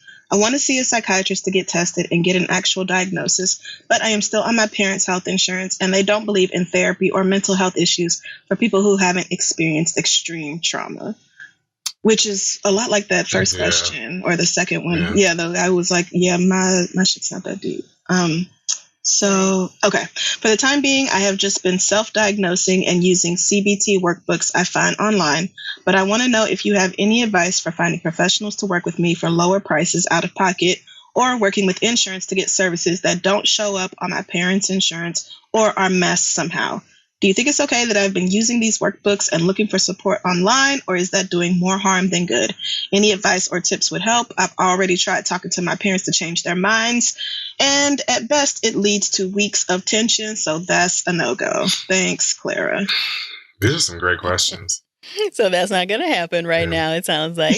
So I don't necessarily know that like using workbooks and like watching videos and things are doing more harm than good, but I would caution people, and I feel like this is the same thing like psych majors experience, like when we get to our first DSM class, right? Is that we see ourselves in all of the diagnoses. Oh, yes. Right? Oh, man. We see ourselves everywhere. Yeah. And so I do want to just caution people that there can be a tendency to just kind of pick apart everything and like make it fit with something, especially when you're like kind of deep diving into a field for the first time. So I just caution you. I'm not sure if that's what you're doing, but it kind of sounds like some of that is happening. So do be careful, because it is important to note that even though you may have symptoms of a mental illness or a diagnostic category, it doesn't mean that you meet the criteria for the whole diagnosis and stuff, right? Most of us have symptoms of lots of different things, and it doesn't necessarily mean anything. So do be careful with that. But if you are finding workbooks and things helpful, then I don't think that there's anything wrong with using them, as long as you are cautious about like not over pathologizing yourself or having it mean that anything is wrong or broken with you. It could just be some areas of your life that you want to work on, which is totally fine. I think she mentioned that she was in school. So the other thing that I would suggest would be to see if you have a counseling center on campus. So sometimes the counseling center on campus is connected to using insurance, and other times it's completely free and is not at all connected to insurance. So check and see if there are resources like that for you on campus. And even if the counseling center does use insurance, they may have a list of low cost or completely free resources in your area that they might be able to refer you to, because you are likely not the first student who has come to them with this question. So I would check out your campus and see, it usually is something through the Office of Student Life or Student Health, and see what kinds of services might be available to you as a student, to be able to have some services without your parents being involved. Mm-hmm. Is it true that most therapists set aside a slot or two for people who can't afford to pay the regular rate, and so they kind of negotiate with those people? If that is true, I'm sure those slots fill up very quickly, and with everything going on, there's probably fewer therapists who have that kind of availability than not. But is that true? Yeah, a lot of therapists do that, or they do that work in some other ways, right? So they may do like groups, or they may have workshops or other things that they offer free of charge or at very low cost. But you're right, kind of given the state of the world, I'd be surprised if very many therapists have that available. But another resource that you can check is Open Path Collective. And they have a whole directory of therapists who do have openings, if they still have openings, who have agreed to see clients for between like $30 and $45 or something like that. So that may be an additional option that you can check into. Layla says, thanks to your podcast, I've become more open to my own mental health issues. I'm a Muslim Pakistani American woman, and I married my first romantic partner. Turns out he is a major covert narcissist who gaslights me, manipulates me, and makes me cry all the time. I feel bullied in my relationship, and I felt worthless for a very long time. I realize this bullying is all projection, and my spouse is very insecure, but his actions still affect me deeply. I have the means to leave, but I feel like I will be failing my parents, family, and myself. How do I get over this feeling? How do I become selfish and just think of myself and my needs?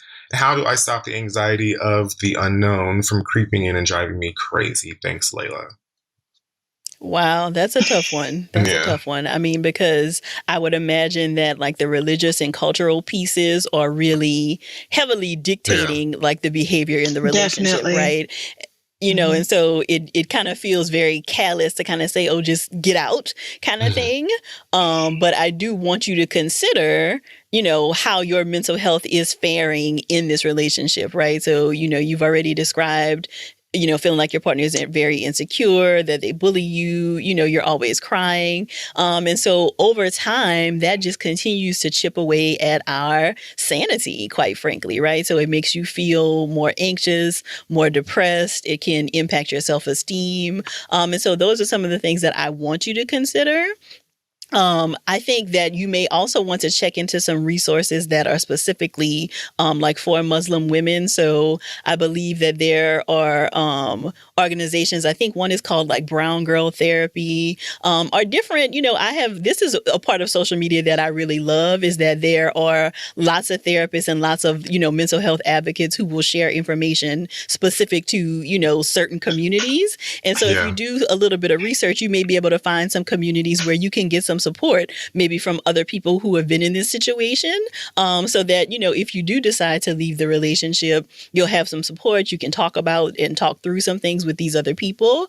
But I'd also encourage you to think about whether there is anybody in your family who feels like they would be more supportive if you do decide to leave, right? So is there an auntie or a grandma or somebody who you can kind of start the conversation with to kind of see, if they can provide some support from the inside that then might make it easier to share with the rest of your family if that's the decision you make. Yeah, that sounds like a good idea, actually. Yeah, that's hard when you feel like who you are as a person doesn't fit in with your culture. Yeah. She talks about, feeling like leaving her husband, who is hurting her in all these different ways, would be failing her parents and her family and herself. Like, goddamn. Yeah, that sounds like a lot of pressure that you did not ask for. But I don't believe that anybody who truly loves you and wants you to be happy would expect you to just sit in a relationship that is making you cry all the time and feel miserable.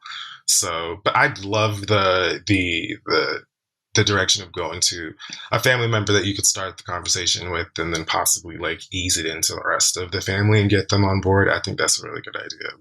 Well, I don't know if you watch a lot of 90 Day Fiance. I do not.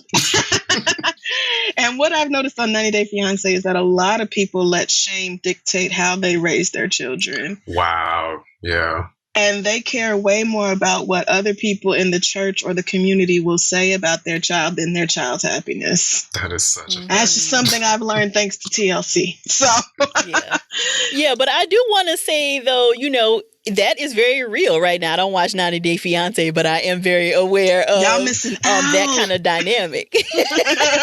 I'm very aware of that kind of dynamic, right? Because, for a lot of families, like this is something that's been passed down. So your mother and your grandmother weren't necessarily happy or fulfilled in their relationship, but they still stayed in it because of cultural demands, right? And so there may not be any other thing that they're considering. And so if you feel like, I'm going to choose me despite what my family thinks, I do think it is important for you to think about being able to build a family of your choice, right? So there's the family we're born into, but there's also the family that we get to create if we feel like the family we were born into is not actually emotionally healthy for us. So there is also that option too. And I know that there are other Muslim women who have made those decisions, right? And then are able to rally around one another. So that may be an option as well. So I would just encourage you to kind of explore and see what's out there before making any decisions. Okay, this is from Jeannie. She says, I'm writing because for a long time I've been considering augmenting my regular cognitive behavioral therapy sessions with some specifically focused sex therapy. I have some sexual trauma and blocks that I badly want to heal from and release, but I haven't been able to. I'd love to know what a mental health professional's thoughts are on sex therapy. Is it considered a legitimate form of therapy? Are there certified mental health professionals who perform this kind of therapy? Are there resources you can point me to beyond CBT or talk therapy that might help with healing from sexual trauma? Thanks, Jeannie. So I get a little concerned when I hear questions like this because it makes me wonder what she is thinking about in terms of what sex therapy is.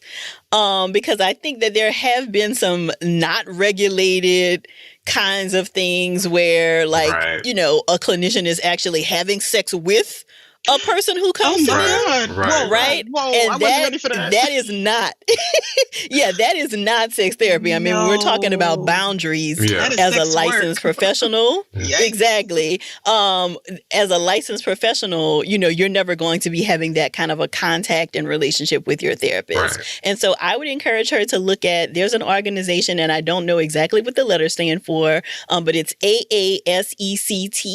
And these are licensed mental health professionals professionals who are trained in sexuality education to be able to do the kind of work related to, if you've had a previous history of sexual assault and it's making it difficult for you to engage in, sexual contact, going forward, or if there is some kind of trauma in your past that makes sex painful. Like, these are licensed mental health professionals who do this, as a licensed person. So they have additional trainings. They've gone to lots of different things kind of past graduation to be able to continue to do that work in a way that is, credentialed and safe for people to engage in. So that's where I would encourage her to start. I found it. It's aasect.org, American Association of Sexuality Educators, Counselors, and Therapists.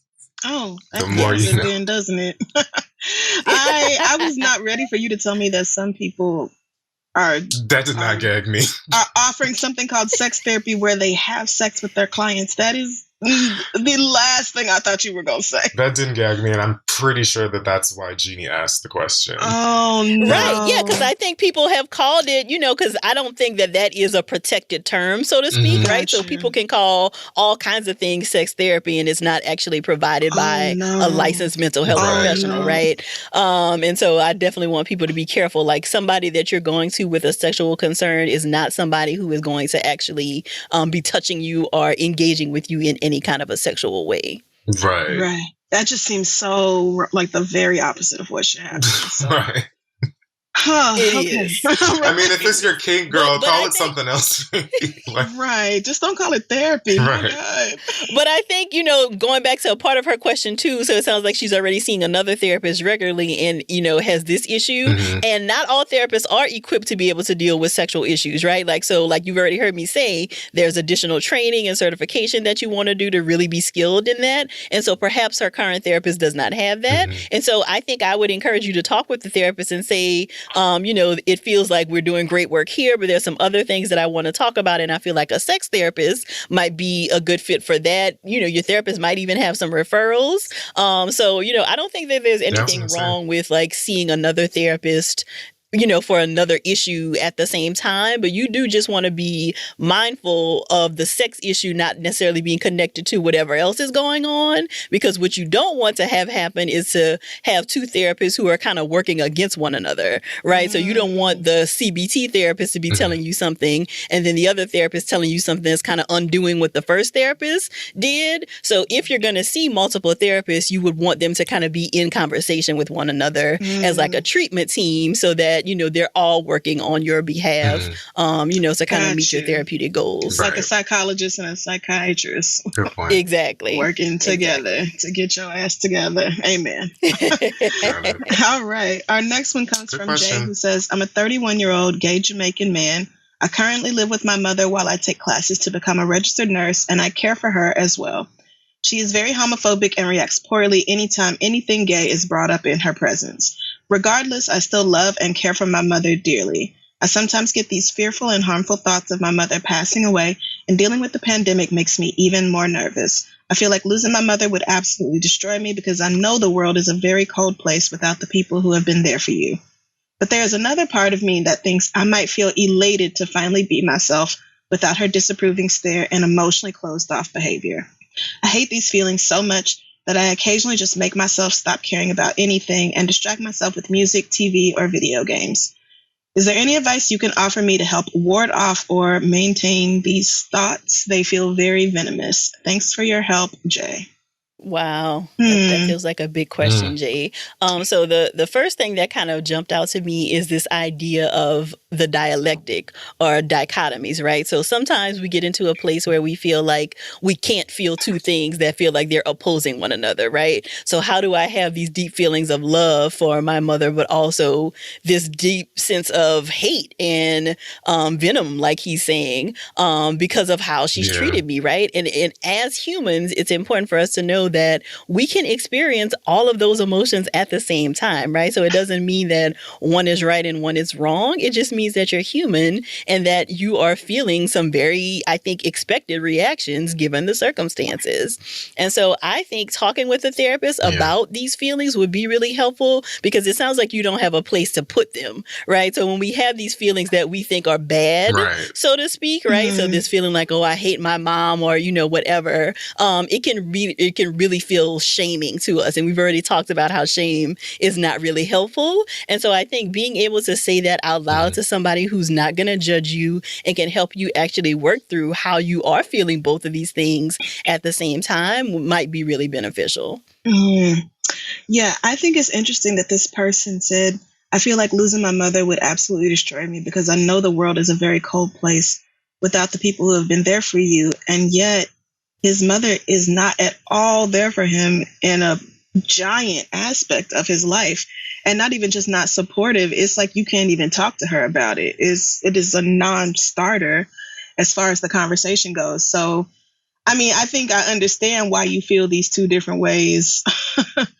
and I think I can understand the guilt behind it too, because, you know, I think most of us grow up in a culture of you just not supposed to think or say nothing bad about either of your parents, but especially not your mama. Like, how dare you? Your mama is the queen of your universe. So, but yeah, that just stuck out to me. Like, that's really interesting that you feel like the world would be so cold without her, and yet there's this massive part of you that she is completely resistant to hearing anything about.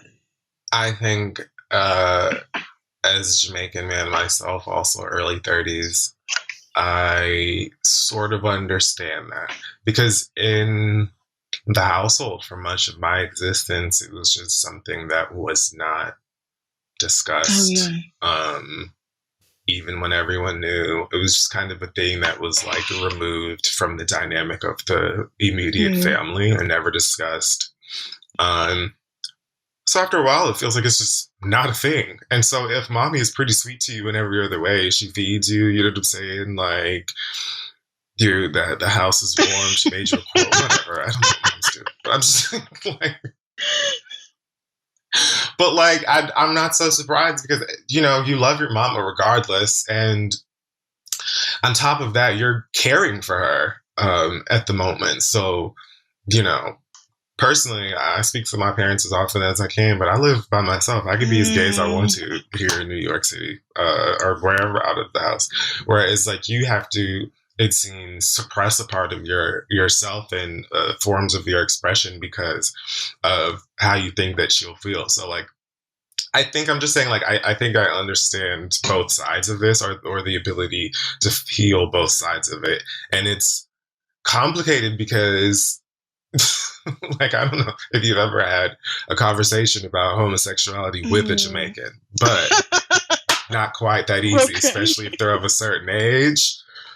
So I don't know, but then again, they might surprise you. They might surprise you. What do you do when the you negative feelings, Dr. Joy, just feel overwhelming? And so you, like this person said, he turns to music or TV or video games. Those seem pretty tame compared to the things I turn to when my thoughts get overwhelming. So yeah. So is that good for him to distract himself with those things? Should he be looking for different ways to cope with that? I think that those things can be fine temporarily. So, you know, there are things that you can do, like he's talking about, like playing games or listening to music that help to take the intensity out of the feeling, right? Because oftentimes when emotions feel really big like this, you just feel like you're going to be overwhelmed and washed away by them. And so you want to do anything to try to avoid it, right? So I think there is something to be said for taking the intensity out of it, but you don't want to completely avoid it, because then you never teach yourself that I can feel this and still be okay, right? Like, this is hard in the moment, but eventually it passes. And so you don't want to, you can take the intensity out, but you don't want to completely avoid or distract, because then you're not like signaling to yourself that I can be okay even though I have these really big emotions. Woo, and that is something I did not learn how to do till like 7 months ago. Like, literally just, if I am sitting with an uncomfortable feeling, to just sit there with it and be like, oh, hey, girl, we're going to sit here and coexist. and you're going to let me know what's going on with you, and then you're going to go away. And I don't have to turn to whatever to distract me from it. But that process of learning to just be one with your terrible, uncomfortable feelings is I think that's really hard to get started if you never learned how to do it as a kid.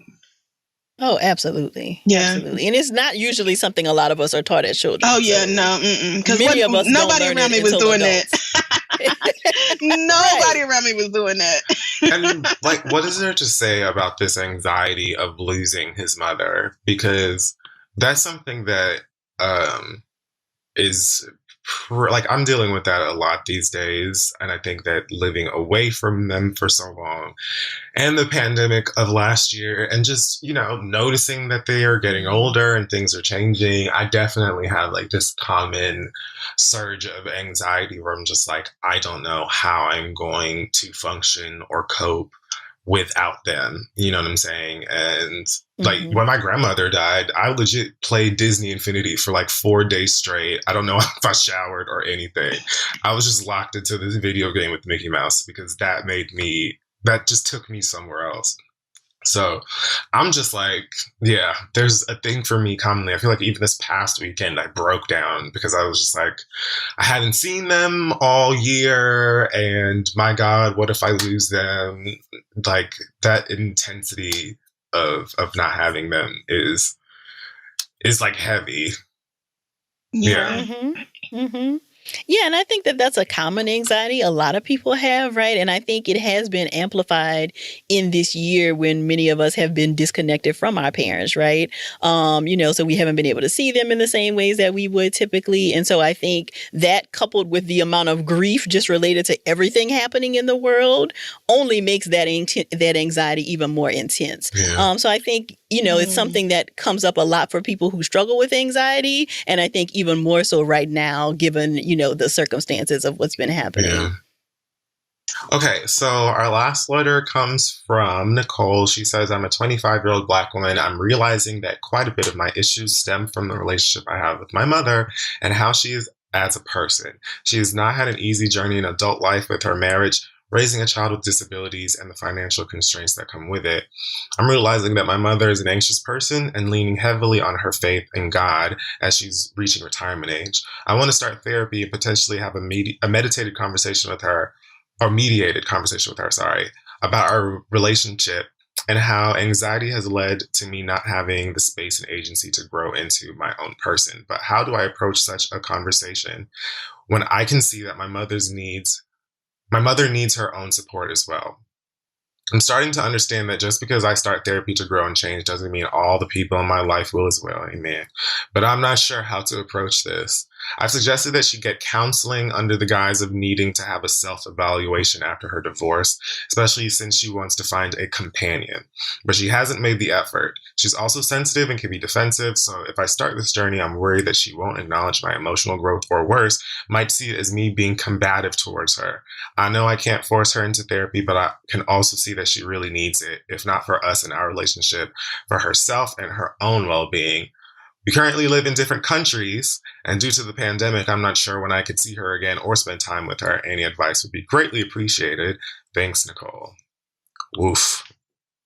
Oh my God. Please help me and Nicole. Help you and Nicole. Yes, because I cannot get that lady to go to therapy. Yeah.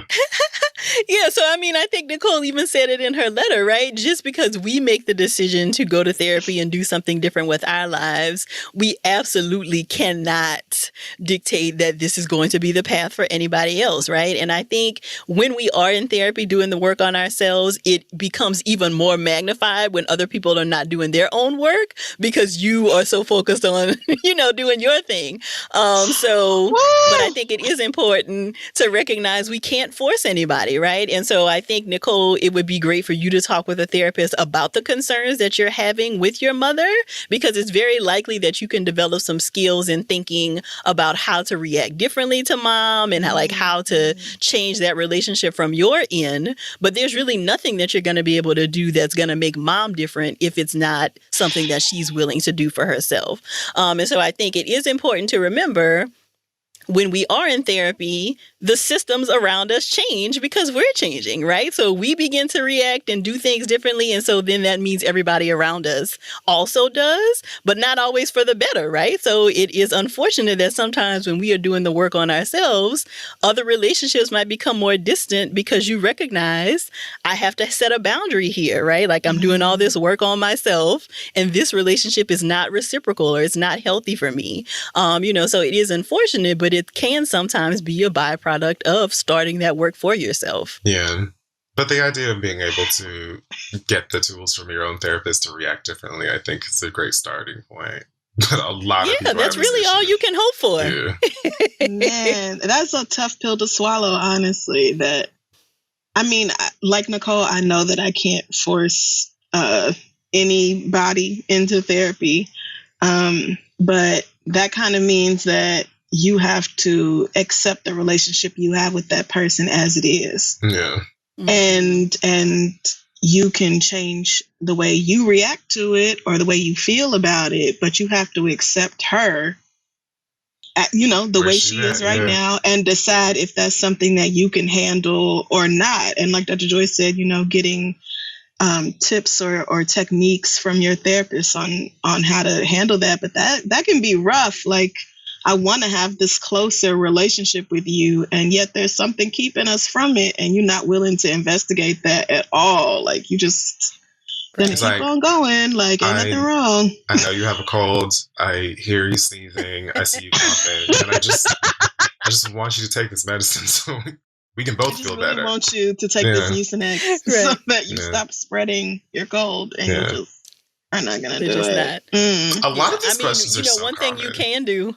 Yeah, one thing you can do is like continue to sing the praises of therapy for yourself, right? So just talk about like how much you love it and how much you changed, and like hopefully some of that will kind of open their minds to, like maybe being able to do something different, but that's really all you can do. Yeah. Just by talking about therapy even a lot more with my friends and family, like I feel like at first my mom was kind of resistant to it, or she didn't, she was like reluctant. But just talking more and more about being in therapy and what I've learned from it, like after a while, it became a point where if I was depressed or sad or upset about something, talking to her, she'd literally be like, "Did you talk to your therapist about it? Well, what did she say?" So like after a while, it just became so common that I was talking about therapy in connection to either something that I was going through or something I've always gone through. And I think it just became, they just got used to it. And even like, they speak to me now like it's just drinking water. So, Amazing. The growth is possible. Yeah, but you got to hammer that shit home sometimes. Like she said, like sometimes you got to do it. Oh, man. Well, Dr. Joy, I cannot thank you enough for taking time out of your very busy schedule to be on our little Ragamuffin podcast. Yes. It means so much. Please tell the people where they can find more of you and your work. Yeah, so the best place to find us is at therapyforblackgirls.com. The social handles are Therapy for Black Girls across platforms. And you can connect with me at Hello Dr. Joy across all social media platforms. Awesome. All right. Well, thank you again to Dr. Joy. That is going to wrap up the questions this week. We're going to take a quick break and be right back.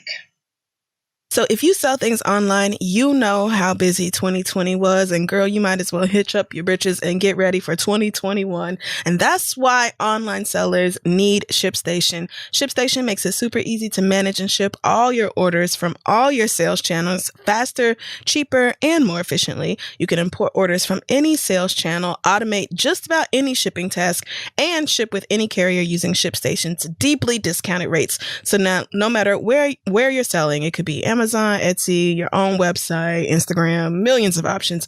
ShipStation brings all your orders into one simple interface. They work with all of the major carriers, including USPS, FedEx, and UPS. ShipStation is the number one choice of online sellers to ship more in less time with some of the best rates available. Like we've said before, Alex uses it to ship out all of the merch orders that you guys place on shop3.com and loves it, would not even be shipping without it. So if you are a business owner, you can get your 2020-21 off to a great start by visiting ShipStation.com and using offer code READ to get a 60-day free trial. That's 2 months free of no hassle, stress-free shipping. So go to ShipStation.com, click the mic at the top of the page and type in READ. Again, that's ShipStation.com, offer code READ, READ. With ShipStation, you can make ship happen. All right, let's move on. Guys, this week's episode is also being brought to you by Ritual. Now, sugars, GMOs, synthetic fillers, artificial colorants, animal byproducts, all of these are ingredients that you might find in a multivitamin, but not with Ritual. Mm-hmm. It's clean, vegan-friendly formulas made with key nutrients and forms that your body can actually use to fill the gaps in your diet. With no shady extras, their fresh-tasting, delayed-released capsules are designed to dissolve later in less sensitive areas of your stomach, so you can take them with or without food. Plus, you'll always know where your nutrients are coming from thanks to Ritual's one-of-a-kind visible supply chain. It's available now for women, men, and teens. Ritual multivitamins are scientifically developed to help support different life stages, which is important. Your multivitamins are delivered to your door every month with free shipping. So start, snooze, or cancel your subscription anytime that you want. If you don't love Ritual within your first month, they'll refund your first order. Personally, I've been on Ritual for the past couple of weeks because, you know, in the early 30s now, and I want for you need some help. I want for my Megan Thee Stallion needs to work for as long as possible. Please. So it's important now that I do what I have to take my multivitamin journey seriously. You deserve to know what is in your multivitamins, though. That is why Ritual is offering our listeners 10% off during the first 3 months. Visit ritual.com/theread to start your ritual today. That is ritual.com/theread. Go do something right and healthy and vitaministic for your body. Amen. Let's finish the show. Okay, so we're back, and it's time now for us to do the read. Yes, it is. And yeah, I've got nothing, so you can go ahead. Okay. Well, honestly, it's the end of the world. Yeah. This is the last episode before the inauguration on January 20th. Oh yeah. Yeah, that's true. And I have things I could talk about for my read. Like I kind of wanted to talk about Funkmaster Flex and the Jay-Z thing. What was that? He went on somebody's. No, I know. I just... Oh yeah, no. But basically, Yeah, if you haven't heard fuck? it, he said that like Jay-Z stays off social media because he can't take criticism and he's really sensitive. And he interacts with social media basically through a Finsta and doesn't open up and all these other things. And to that I say, great. Nigga, fantastic. More celebrities should do the same. When I read that shit, I was like, if this ain't the fucking pot calling the kettle cast iron. Like, bitch. Didn't Funk Flex get a fucking BBL on Instagram Live or some shit? Don't you stay weirdly crying into every fucking tri-state microphone or radio? Like, every what? time Mona show up with a camera, you signing the release. Like, what's wrong with somebody saying, you know what? I can't handle seeing thousands and thousands of opinions about me from people who don't actually know me. There's nothing wrong with that. Furthermore, I don't have to involve myself in any of that shit for my pieces to hit and keep moving. Why the fuck should I come on here and lollygag with y'all bitches when I'm gonna be fine the fuck either way? Like, right. What? Exactly. The only reason Beyonce posts shit on Instagram because she knows she's fine. Like, for her fucking likes. That bitch don't care about Instagram. Right. She don't give a fuck. Like, what are you even talking? Anyway. Right. Ahead. So, that is exactly how I felt about that situation. So I was like, not really even going to put my energy into that. So really, I'm just so, part of me is like really hoping that my mind is running away with me and my imagination is doing too much in thinking about Inauguration Day, because something deep down in my nigga soul tells me not to trust that Donald Trump will just go quietly into the goddamn night. It's just something that's telling me not to trust that about that motherfucker, especially because the My Pillow nigga was spotted leaving the White House with a bunch of papers. Fucking lunatic. First of all, why would you have notes from a meeting visible when you walking outside of the White House? Like, what a dumbass. But people suck. All of these notes, if you Google it, you'll see the story. These notes are are not the notes that you would take in a meeting or notes that would be distributed from a meeting that is about a peaceful transfer of power. So, and then, they talking about sending police officers from other states to DC to help. Child, you mean... You mean help the insurgents? Yes, New York. Right. New York City, I think, sent 200 police officers to DC who volunteered to go for the day. And I'm like, oh, God damn. And you think they on the side of justice and the right thing to do? They're going to lay down their bulletproof vests and puddles so the Karens can walk through. Listen, I hope that that's me being dramatic and too much and overreacting and everything goes off just fine. But honestly, I don't see how Joe Biden or Kamala Harris trust anybody with their safety on that day. I just don't. But I don't know the things that they know. So I'm going to just wish the best for everybody as that day unfolds. But I just have a bad feeling about it. And I pray I'm wrong. Because the stress of what might happen with this country, this is just another day in white supremacist America. I mean, it's just another day. This is just another stress that white people are probably not even thinking about at all. And meanwhile, every nigga I know is like, I did kind of think, these niggas might get crazy, might need to go make sure I got some toilet paper and some extra peanut butter or some shit. It's things like this that white people don't even have to occur to them. It don't have to be a stress or even a thought in their fucking minds.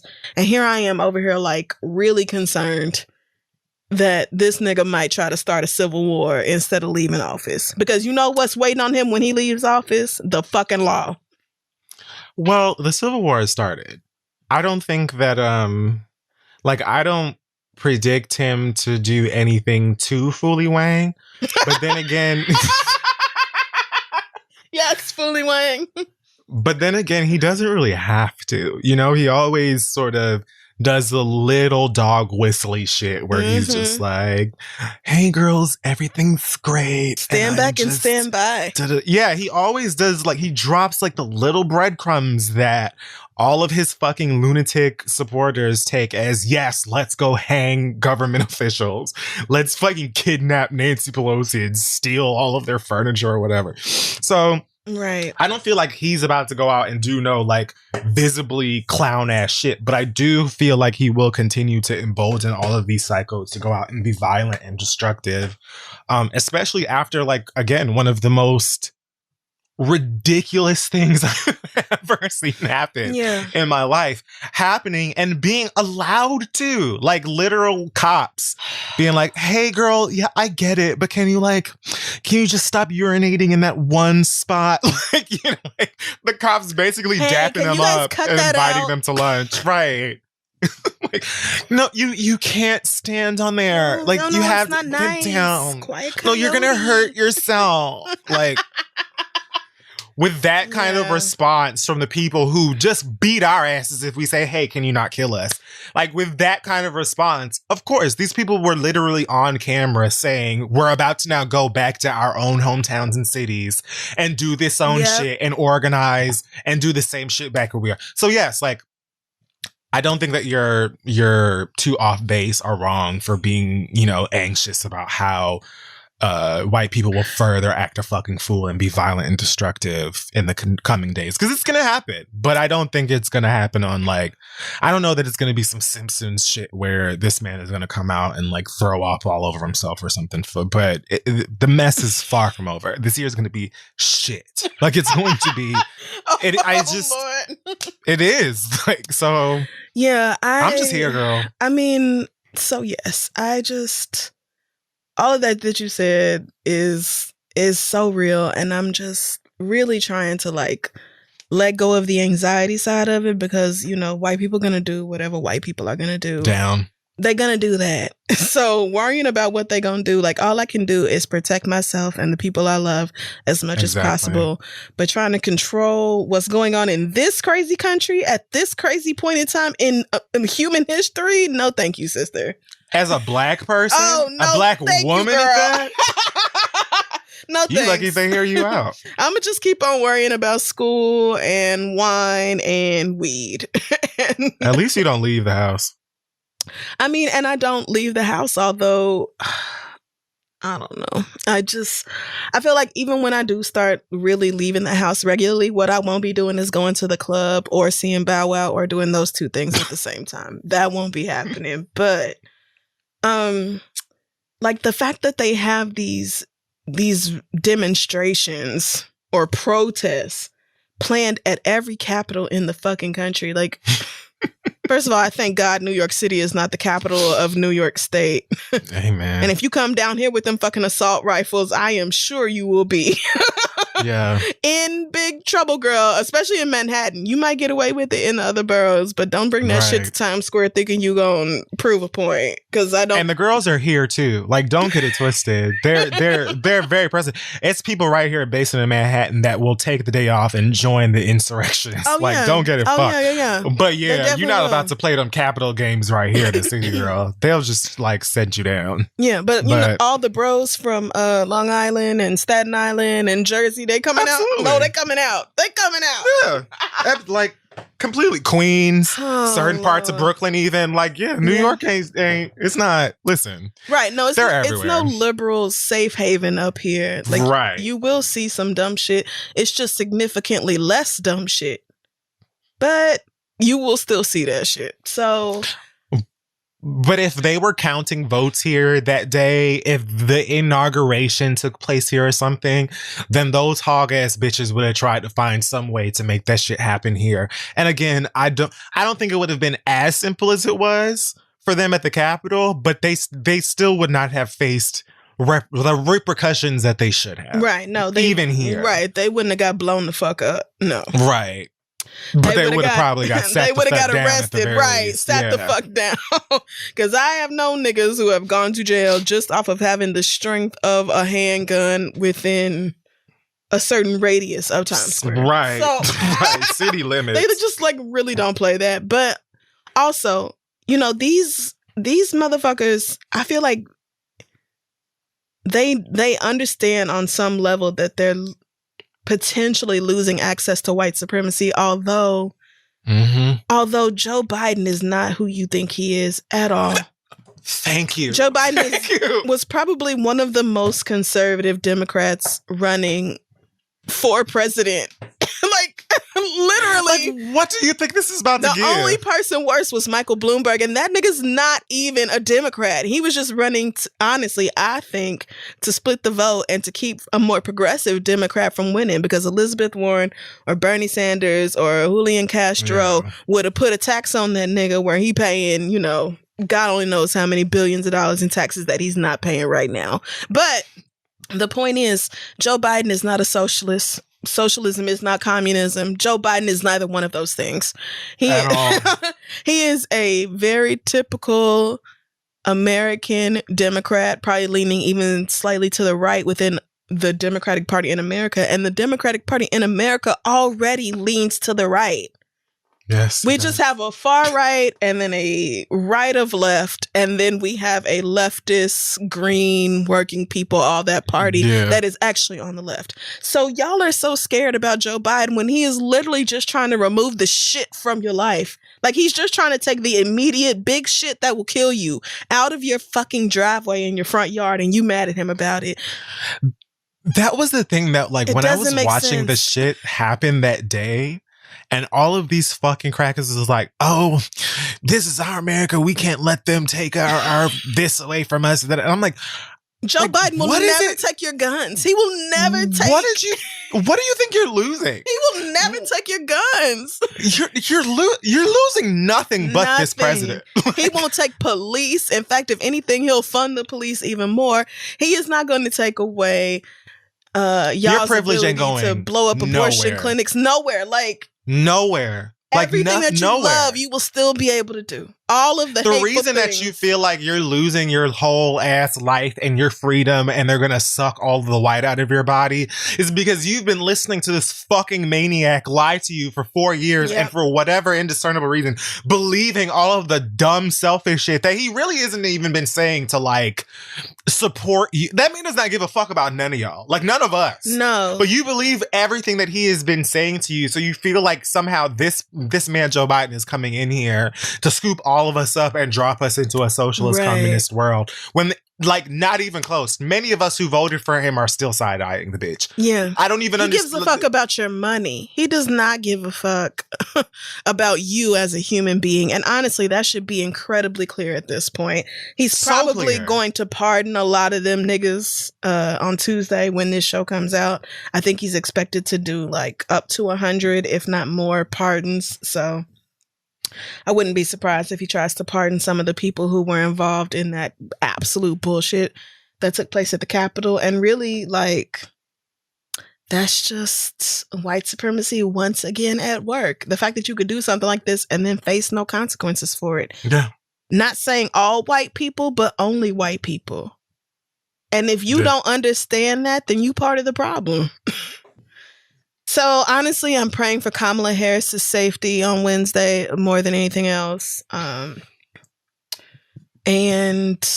I am hoping. If I was her, I'd be getting sworn in from my bathtub. I'm like, you can actually just Zoom me from the house. I'm going to be over here with my family, you know, having some fucking fried chicken, and we're going to be fucking chilling. Like, I'll you can meet me with a strong glass of red in my tub, and I will have a hand up. I hate that in one sense. I hate that for her as the first Black vice president and the first female vice president. It's like, I wish that you could have your moment with all the fanfare that you deserve, even though you're also holding up this structure that I feel less and less sure about every day. But I'm trying not to think about that right now. I'm trying to focus on what this means for her personally. And so I wish you could have a COVID-free environment where all your people, everybody who went to Howard with you and everybody who went to Howard since, every AKA who is still alive, all the Black people, all the Indians, everybody who's mixed with both of those things. Like, I wish you could have that big celebratory moment, but, you know, it's COVID and it's white supremacy, you know, and I just don't really trust. I don't know. I just don't trust. I mean, I think it will be fine too, but there's a part of me that says, don't trust that these white people and these systems will keep her safe. I don't think that anybody, in terms of the systems of America, is really that concerned about keeping Kamala Harris safe more than the vice president. And I want to say, like, can we really expect that we would have had a vice president that is Black and or female without having to worry about shit like this in America? Like, I don't think that we would have had a Kamala Harris or any other Black/female vice president or president and not have to worry about, like, damn, are they going to be safe? Like, niggas were worried about Barack. So yes. I don't think. I was actually very worried about Barack Obama, and then I kind of chilled because it seemed like white people just accepted it. Like, it wasn't all this. Yeah, no, Obama this is different. This Trump shit is different. This is different. Yeah, it's a completely different vibe. It's a different feeling. And again, I think it's so attached to the fact that that president specifically just struck an emotional chord with the worst fucking people in the country. Definitely did. And they honestly feel like they are losing their lives. Like, I think they really think that they're going to be working on, like, they're going to be picking cotton. I think that they feel like Joe Biden is going to put them into work on, like, plantations, and we're going to, like, reverse antebellum, and we're going to be whipping them and listening to, like, NLE Choppa and 8Ball and MJG while we beat their asses in the field. Like, because the way that these motherfuckers set up, girl, you would really believe that we are stealing freedom from them. Like, you about to have a quote unquote Democrat president and still have everything that you have. Nothing is going to change. Nothing is going to change for you. No. That bitch ain't even gonna make y'all hoes put masks on. You was worried about he was gonna force all y'all to put masks on, and it's like slavery. Like. I mean, he was talking about a national mask mandate, but with all the different state laws and local laws, and then people just outright not giving a fuck. Right. I just don't. It's probably not all that feasible, but, like, wearing a mask is just so that you save lives. Like, that's all that they're asking you to do. And y'all are like, fuck you. Y'all are like, literally, fuck you. How dare you ask me to care about other people or myself, you rude bitch, trying to take my liberties. Like, that's literally how y'all act about the whole mask situation. So I will just continue to be right here at the house.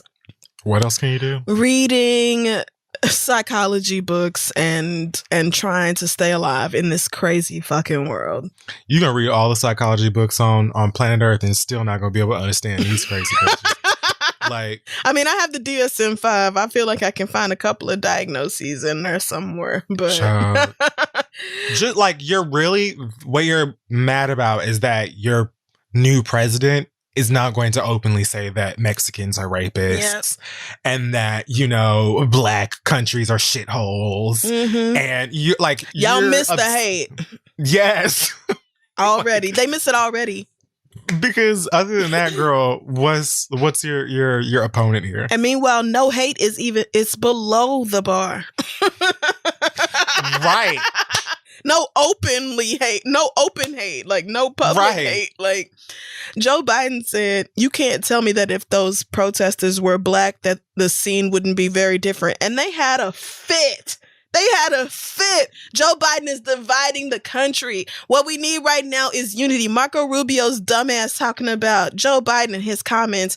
This is just causing further division in America when what we need right now is to come together and bullshit. The only reason people say that is because they don't want you to hold them accountable for the terrible things that they have encouraged other people to say and do. How are you upset at Joe Biden or anyone saying that if it were Black people out there blank, when literally the motherfuckers storming the Capitol were out there screaming, y'all treating us like Black Lives Matter. We're not the other side. You're not supposed to treat us like this. Like they were literally out there saying, no, you don't shoot or beat us or tear gas us or mace us. Do that to the niggers. Right. So how are you going to then turn around and get mad at anybody for saying the literal goddamn same thing? This country is such a joke, bro. It's just madness. How can you not feel like what you're saying? Where it's like, I'm just here, girl, until I'm not. Meanwhile, if they were treating you like Black people, you wouldn't be alive to say that they were treating you like Black people. Right. They would have shot you in your mouth before you would have parted your lips. I just love how these motherfuckers be like, you're treating us like BLM. Like they just say BLM. Literally said that. Do you know BLM means Black Lives Matter? Do you understand that when you're saying that, you're saying, how dare these people go out and say that Black Lives Matter? Like, I will never understand how a 3-word phrase has y'all this fucking pressed. Black Lives Matter, that's not a difficult thing to say. And yet, they get incensed when they hear it. Because it stands for Black, like, unity and, like, it represents Black people standing up for themselves and demanding the rights that they should have as, like, American citizens, especially tax-paying ones. It's literally just a representation of Black people demanding fair treatment, Black people standing up for anything. And I feel like this country is always going to look at Black people standing up for themselves and like demanding fair treatment, equal rights as a threat. Because if things are not in the shape, in the ratio and the whatever that they've always been to white people, that's threatening. It's just like, like when your baby is eating some goldfish or something, like a snack, and you go in for one of them goldfish and they look at you like, I will cut your throat. All 75 of these goldfish crackers belong to me. Like, that's like white America to me. It's like, you don't, how dare you ask me not to pull a bullet in your ass? Where am I supposed to put the bullet? In mine? Or you could just not shoot. Or you could just not kill anyone for no fucking reason. You could just not, but here y'all go any fucking way. So, best of luck to Black people as always as we get through the next week. And that will wrap up this week's episode of The Read. I was going to pass one. Oh, I thought you was done. Okay, go ahead. Yeah. This read comes from, I'll just read it. It says, please don't say my city out loud if you can guess where it is. I correctly guessed where it was, by the way. Okay. Ooh, now I can't wait. Okay, so it says, I've been doing delivery work all pandemic and I'm sick of all of you niggas. Food delivery specifically. So she says, this might not be a she. I'm sorry. Your name's kind of Unisex. First group of niggas I'm pissed off is you customers who ain't tipping on your overpriced, cheap knockoff Mexican food that costs you $30, and I got paid $2 to do a 20-minute delivery. Also, we don't get workers' comp if you have a mile-long driveway in the middle of nowhere, so put your damn porch lights on. I ain't no damn owl, and I can't see in the dark. Also, pro tip, if you put in the wrong address, and we go to that wrong address, guess what, Susan? It's your own damn fault, and we get to keep your Red Lobster, you raggedy-ass fool. So maybe if you want us to bring you your food, don't be such a rude little toad to us for something that is your fault. Second group of niggas I'm pissed at is the fucking restaurants and bars who have packed dining rooms and little to no masks. Oh, yeah, I know. I included a video in the email, which they did, and my word. Oh, God, I have to look it up now. You motherfuckers are some low-down bitch-ass leeches who are gonna get the rest of us killed. I understand having to get your coin, but you're no better than the fucking turtle-faced turkey neck motherfuckers who would rather reopen the economy than giving people assistance to help them stay home and be able to afford their basic needs. It's not as simple as just canceling the trips, because after canceling so many trips, guess who gets blamed for it? The delivery driver who just doesn't want to be in your super spreader, weak-ass hookah bar that sells a McDonald's-ass burger because we're trying to stop the spread by keeping people indoors. Both you group of niggas are making our lives way harder than it needs to be when we are trying to help both of you. So maybe rethink your whole damn life. With no love and all of the shade, Courtney, sick of your shit, Smith. To which they said Courtney is a fake name. So I really don't okay. know. Amen. But Good for thank you, Courtney, because that gave me a laugh. Pretty also, sure I know where you're delivering, sister. You can go ahead and look up the email. It's not too far from the top. I mean, it's one or two. I mean, like, I said the same shit. I said it is either City 1 or City 2. Period. And it was absolutely City 1. Of course so it there's is. that. Of course it is. And, I was listening, hoping that I didn't hear myself being called out, and I did not. Amen. Yeah. I always tip above and beyond, especially in a Same. pandemic. Same. Especially now, nigga. My tips have never been higher. Same. Yeah, and I don't. Oh, God. But I did enjoy the perspective just because, like, there's so many people who are ordering food from Postmates, Uber Eats, Grubhub, or whatever now more than ever. Right. And these are really people who are putting everything at risk to bring you your potato skins or whatever, girl. So the least you could do is tip them their money. Yes, turn on your fucking porch light, girl. Why wouldn't you? You know it's double dark check out your there. address. Right. You really You bitches know that it be dark. Y'all know it's dark out there. And then these business owners, they just don't give a fuck. Honestly, if you live in a big city that's wide open like that, don't order from these hookah bars no more. Order from real restaurants that are limiting the number of people who are inside as much as they can and keeping windows open, because both of y'all are in the South, if I'm right. So let some air circulate in that bitch, and, just... I don't know. Don't make things harder for the people who are doing what they can to help you out. Yes. Like, these people are literally running around all day long outside in the mess to bring you your food so that you aren't inside hangry all fucking day. Right. So give them a tip if you can help them out, you know what I'm saying? Or at the very least, don't have a fucking attitude with them if you forgot to put street instead of terrace or whatever the fuck. You should put the know wrong your own address, girl. Right. Double check your address, bitch, and make sure before you have an attitude with them, because they dropped the shit off at the wrong That's not Courtney's fault. Right. And the same thing, if you girls are in these fucking cities and you have your fucking bar and restaurant wide open, try to facilitate something at least for the people who are picking up food for others, right, so they don't have to come in the midst of your fucking super spreader I don't give a fuck shit. Again, I've said at this point, I've completely accepted that people just don't give a fuck anymore. But just because you don't give a fuck doesn't mean that it's okay to just put everybody in an I don't give a fuck environment. Right. You know what I mean? Exactly. Although most people are it actually means I don't give a fuck, so I will put everybody in an I don't give a fuck environment, because fuck you and your grandmother as well. Things are just... Especially your grandma. Especially your grandmother's. Every day it's a new fucking sob story. Every day it's another however many thousands of people dead. And it's just we live in an alternative reality at this point. we need new leadership on the federal level so bad. We don't even know. But also a lot of y'all, I mean, it's not even just y'all. Like, this is just, everything is fucking crazy right now. So please be as kind and generous to each other as you possibly can be. Try it out. Just see, you know, if that don't make you feel a little better. Just do a nice thing. Do the right thing for other people that you might not even know. Just do a good thing. Just don't put people at risk. And if you choose to do risky things, then isolate yourself from everybody else so that you don't take nobody out but you. That's the thing. There are like people who are like in these little like quarantine packs where it's like 3-4 niggas who have like banded together to just do whatever. You know what I'm saying?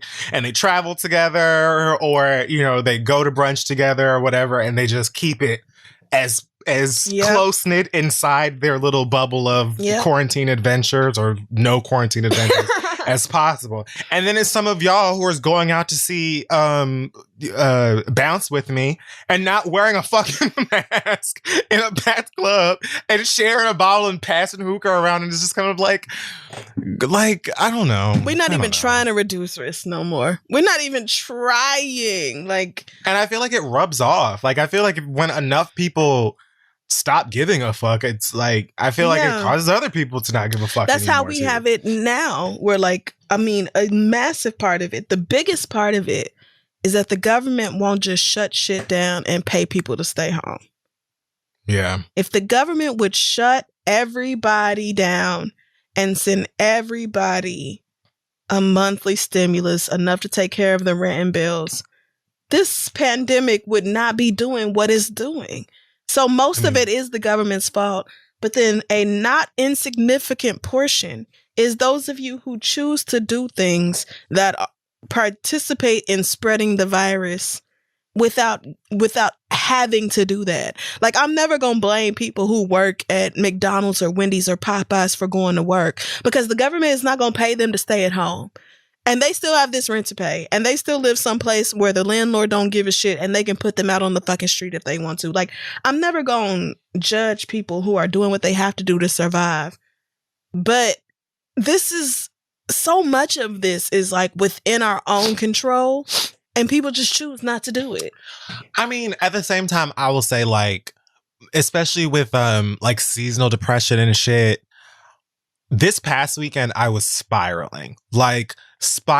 I wanted to leave the town so bad. It's cold. It was raining all fucking weekend. I haven't seen my family in over a year. Like, I just wanted to be anywhere but here. I stayed anyway when many people many of the girls that I knew were out in Atlanta living their best life, you know, and aren't hospitalized. Amen. So, like, you know, I understand that a lot of people are probably just like, I have to get out. Like, I'm losing my mind. I've stayed inside for 10 months, 11 months, whatever the fuck. Like, I just need to get out. I get that. You know what I'm saying? But I feel like there are people who are doing it there are people who at least are like doing it with the consideration of like, let me try to at least be as safe as possible, or like do something that is as limited as possible where I can get out. Like, something that still shows that they clearly are keeping in mind that there is a pandemic and that, you know, we should try to be safe. And then there are people who are just like, yeah, I went to Vegas and I coughed in everyone's mouth. I mean, so, like, that's definitely real. Like, I don't want to ever be so mad at people going to the club that I forget to be mad at the fact that the government could do something about this and just has not. Like, the thing is, like, y'all wouldn't have a club to go to if they actually shut that shit down. If they said, you know what, this country is the wealthiest on the fucking planet, and we actually do have the money to sustain everything in this country, to sustain the people, and we just won't pay it, because then the people who are already billionaires might not be multi-billionaires. Like that, I don't ever want to lose sight of the fact that that is the overall arching truth of the situation. But it's hard as somebody who takes every precaution when I leave the house and when I don't.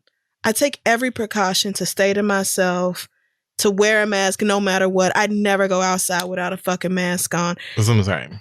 I never go inside public buildings without masks on. Like, I do everything I can to limit other people. And yes, I am fortunate enough to not have to work outside my home. And that is not something that I take for granted at all. But at the same time, I am denying myself a lot of the shit that other people are doing anyway. Like going out and partying and, you know, just like all kinds of fun shit that I would also love to do. Yeah. But the world is on fire. So I'm just not doing it. But what I'm saying is that everybody ain't built like that. Like everybody's not built like that. And I think that there are some people who are like, I literally feel like emotionally in trouble. Like I feel like I need to like get out. I need to leave. I need to do some sort of socializing or traveling or whatever because it's been however long.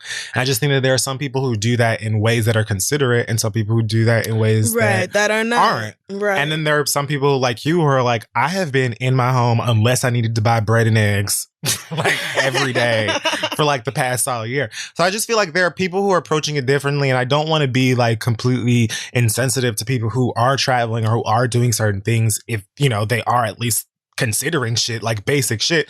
Because like I said, like, bitch, I wanted to leave this city like nobody's fucking business this past weekend, Christmas, and many other fucking times. And I don't, because I'm scared to get sick or I'm scared I'm going to get somebody else sick or whatever.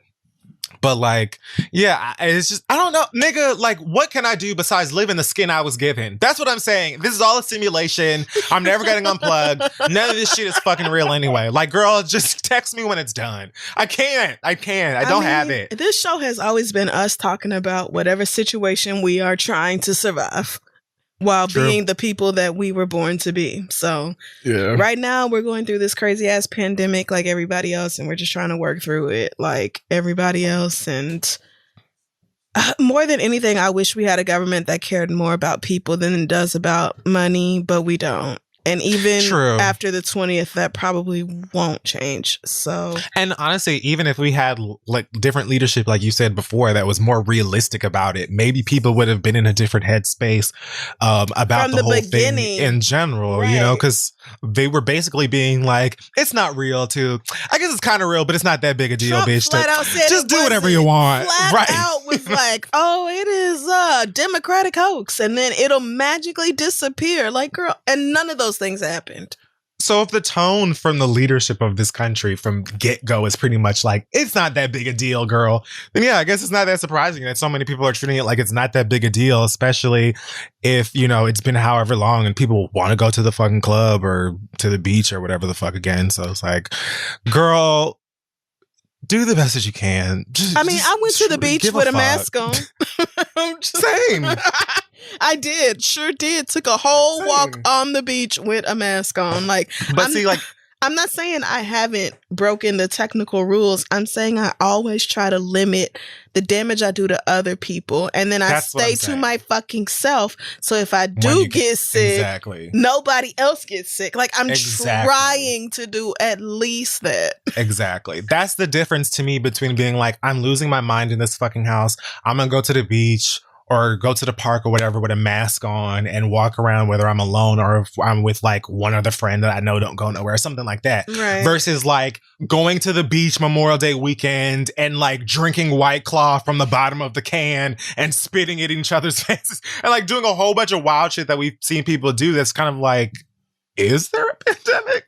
I just feel like that's what I'm saying. Like, I feel like there are different tones to like the madness that we're all dealing with. Cause I don't think it really affects too many of us differently unless you're super wealthy and you have every resource to not have to worry about it. Private jets and shit like Lori and Michael. Testing every morning at your house and whatever the big deep nasal testing too. Not even that rapid shit, that big deep shit every day. So, you know, I wish everybody the best.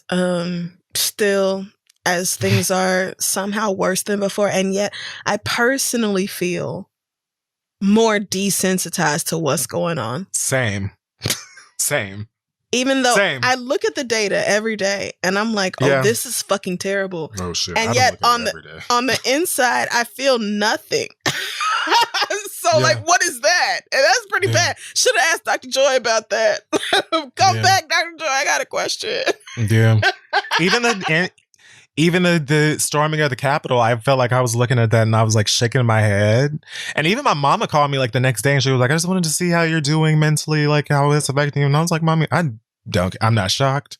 I knew that these white people an episode existed. of The Office. Right. I was just like, watched it, shook my head, laughed at a lot of the absurdities, and guess I'm still paying these bills. I mean, but even that is a trauma response. It is. Even that is black people being like, girl, I have seen white foolery be excused many times before. So I'm just going to laugh at the funny parts and go on with my day. No one should be numb or desensitized to that fucker. Not at all. Like, that shouldn't have been something that anybody looked at and was like, yeah, so what's for lunch? Like, the entire Trump presidency, from day one, even before he was elected, it has been absurd, nigga. And yet, if you actually pay attention to it and you feel the impact of everything that's going on, you will lose your shit. Yeah. So it's maddening. That's where we are right now. Hope you guys I'm are like doing at better. the edge. Well, I just sat down. You know? Right. We're just swinging our feet. Yeah. Smoking at the dock of the bay. Dipping our toes in. Yeah. We're just feeling the edge right now. We haven't jumped over that bitch, but we perched. Because who even knows what's around the riverbed? Oh, man. So, yes, again, God bless all the blacks. And that will wrap up this week's episode of The Read. Check us out on social media at This Is The Read. Our website is thisistheread.com. You can find our merch at shoptheread.com. And thank you again to Dr. Joy for coming through this week. Thank you to everybody who sent in letters for her. I hope to do something like that again before too long, because I just think it's so helpful to have somebody who actually knows what they're talking about. And we had more stuff we could have read too. Right. And make sure there were so many letters that we did not have a chance to get to, but also make sure you check out Therapy for Black Girls and everything Dr. Joy has going on, even if you are not a Black girl. Therapy-ish. Just therapy things, please. Start looking at ways you can be more mindful in your own life. But anyway, yes. Any news for you, friend, this week? No, I'm working on a new Uncrustable idea, so I'll let you guys know how Can't wait for the recipe to drop. Quote unquote Uncrustable. I gotta call it something else because I know they voted for Trump. They do. I have a feeling you will come up with an incredible name for your homemade air fryer sandwiches. I'm excited. Yes. Okay. Well, we will see y'all next week if the Lord say the same. Yes. Amen.